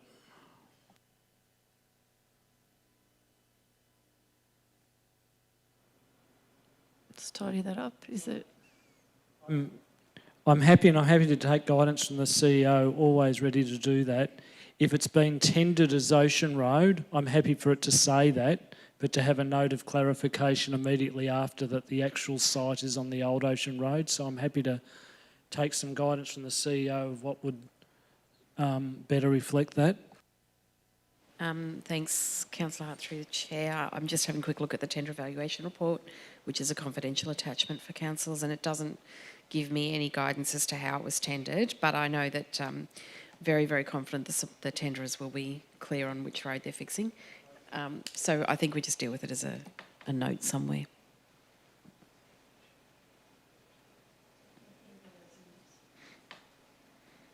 Yeah. Yep, that would be great. Thank you. Thank you. Thank you. So Councillor Hart is the mover and Councillor Arnott's the seconder. Councillor Hart. Yeah, just briefly, these are some significant expenditure on funding that's been provided to fix a series of roadworks or road damages. Often we get a little bit bogged down, as I did just then, on some of the detail, but this is a real significant expenditure for the community. And I think what's of interest of this is that we've been able to award the tender for some of the works to number 7 and some to number 4. And this is an issue that was raised and reflected in our new procurement policy, that in certain circumstances where it's the best value, the council can award different parts of a tender to different tenderers. And it also means that it might actually get completed more efficiently, because you're not relying on the one tenderer to do all those works. So I'll certainly be supporting this resolution. Thank you, Councillor Arnott. Thank you, Chair. Look, I'd echo Councillor Hart's words on that and that process that we've been through, which sees a couple of tenderers winning a share of this outcome, if you like. And it's also important to note that in the background I can see that this has resulted in a net savings to the Shire as a result of splitting those contracts up between a couple of contractors. We get a better result. And just in respect, I was able to find the material here. 750,000 was the original budget, so we're coming in well underneath that for the total at about 524,000. So I think that is a really good outcome and shows the strength of the procurement process of this Shire to work proactively with our potential contractors to get a really good outcome. And we know that these people, from our experience, these contractors that have been recommended, will do the job. They're not necessarily the cheapest, but they will get us a good outcome. Value for money. Does any other councillor wish to speak? Councillor Finnegan. Yeah, I'd just like to echo the points made by Councillor Hart and Councillor Arnott in speaking for this motion. It's always a good, I think, just come back to the simple thing that it's always a good day when you can come into something with a decent budget and be wondering, if we think we can get it done by, splitting up different portions. We've managed to come in, I'm reading the figure here, 225 grand under budget, which is fantastic. So savings to the community, work's going to get done, and it just shows when you pull things back into much smaller size, manageable pieces, what can potentially be done. So I salute salute everyone involved. Thank you. Does any other councillor wish to speak? Councillor Hart, do you have a right to reply? No. Councillors, I'll now call for a vote. All those in favour? Councillor Potter, Councillor Finnegan, Councillor Hart, Councillor Arnott, Councillor Costin, Councillor Hanson. The motion is carried 6-0. Okay, now we move to item 7.9, Instrument of Appointment and Authorisation, Planning and Environment Act 1987, Thomas Milverton. The purpose of this report is to appoint Thomas Milverton, Statutory Planner, as an authorised officer under section 147(4) of the Planning and Environment Act 1987. Do councillors have any questions of officers? Councillor Arnott. So Thomas has recently started with council, is that correct? Thank you. Thank you. Does any councillor wish to move a motion? Councillor Potter, is there a seconder? Councillor Arnott. I assume it's the officer recommendation. Oh, sorry. Yes, I'd like to move the officer recommendation, please. Yep. That's what I assumed I was seconding. Thank you, Chair. Okay, Councillor Potter. Thanks, Chair. An operational matter, really, decision by council to allow officer to do their work. So just ticking that off. Thank you, Councillor Arnott. Thank you. This is another person appointed to a really important position within the Shire to make sure we can continue to deliver for our community. And we do need these people in these positions and to make decisions on behalf of the council for people who apply for our services and for doing what we need to, especially in respect to planning and environment. And as Councillor Potter pointed out, this particular motion, after this person has been appointed as employee, simply allows them to do their job. Thank you. Does any other councillor wish to speak? Councillors, I'll now call for a vote. All those in favour? Councillor Potter, Councillor Finnegan, Councillor Hart, Councillor Arnott, Councillor Costin, Councillor Hanson. The motion's carried 6-0. Okay, there are no items of urgent business. Oh, that's it. Thank you, councillors. This concludes the council meeting of the Colac Otway Shire. I declare this meeting closed. Thank you. Thank you, Chair. Well done.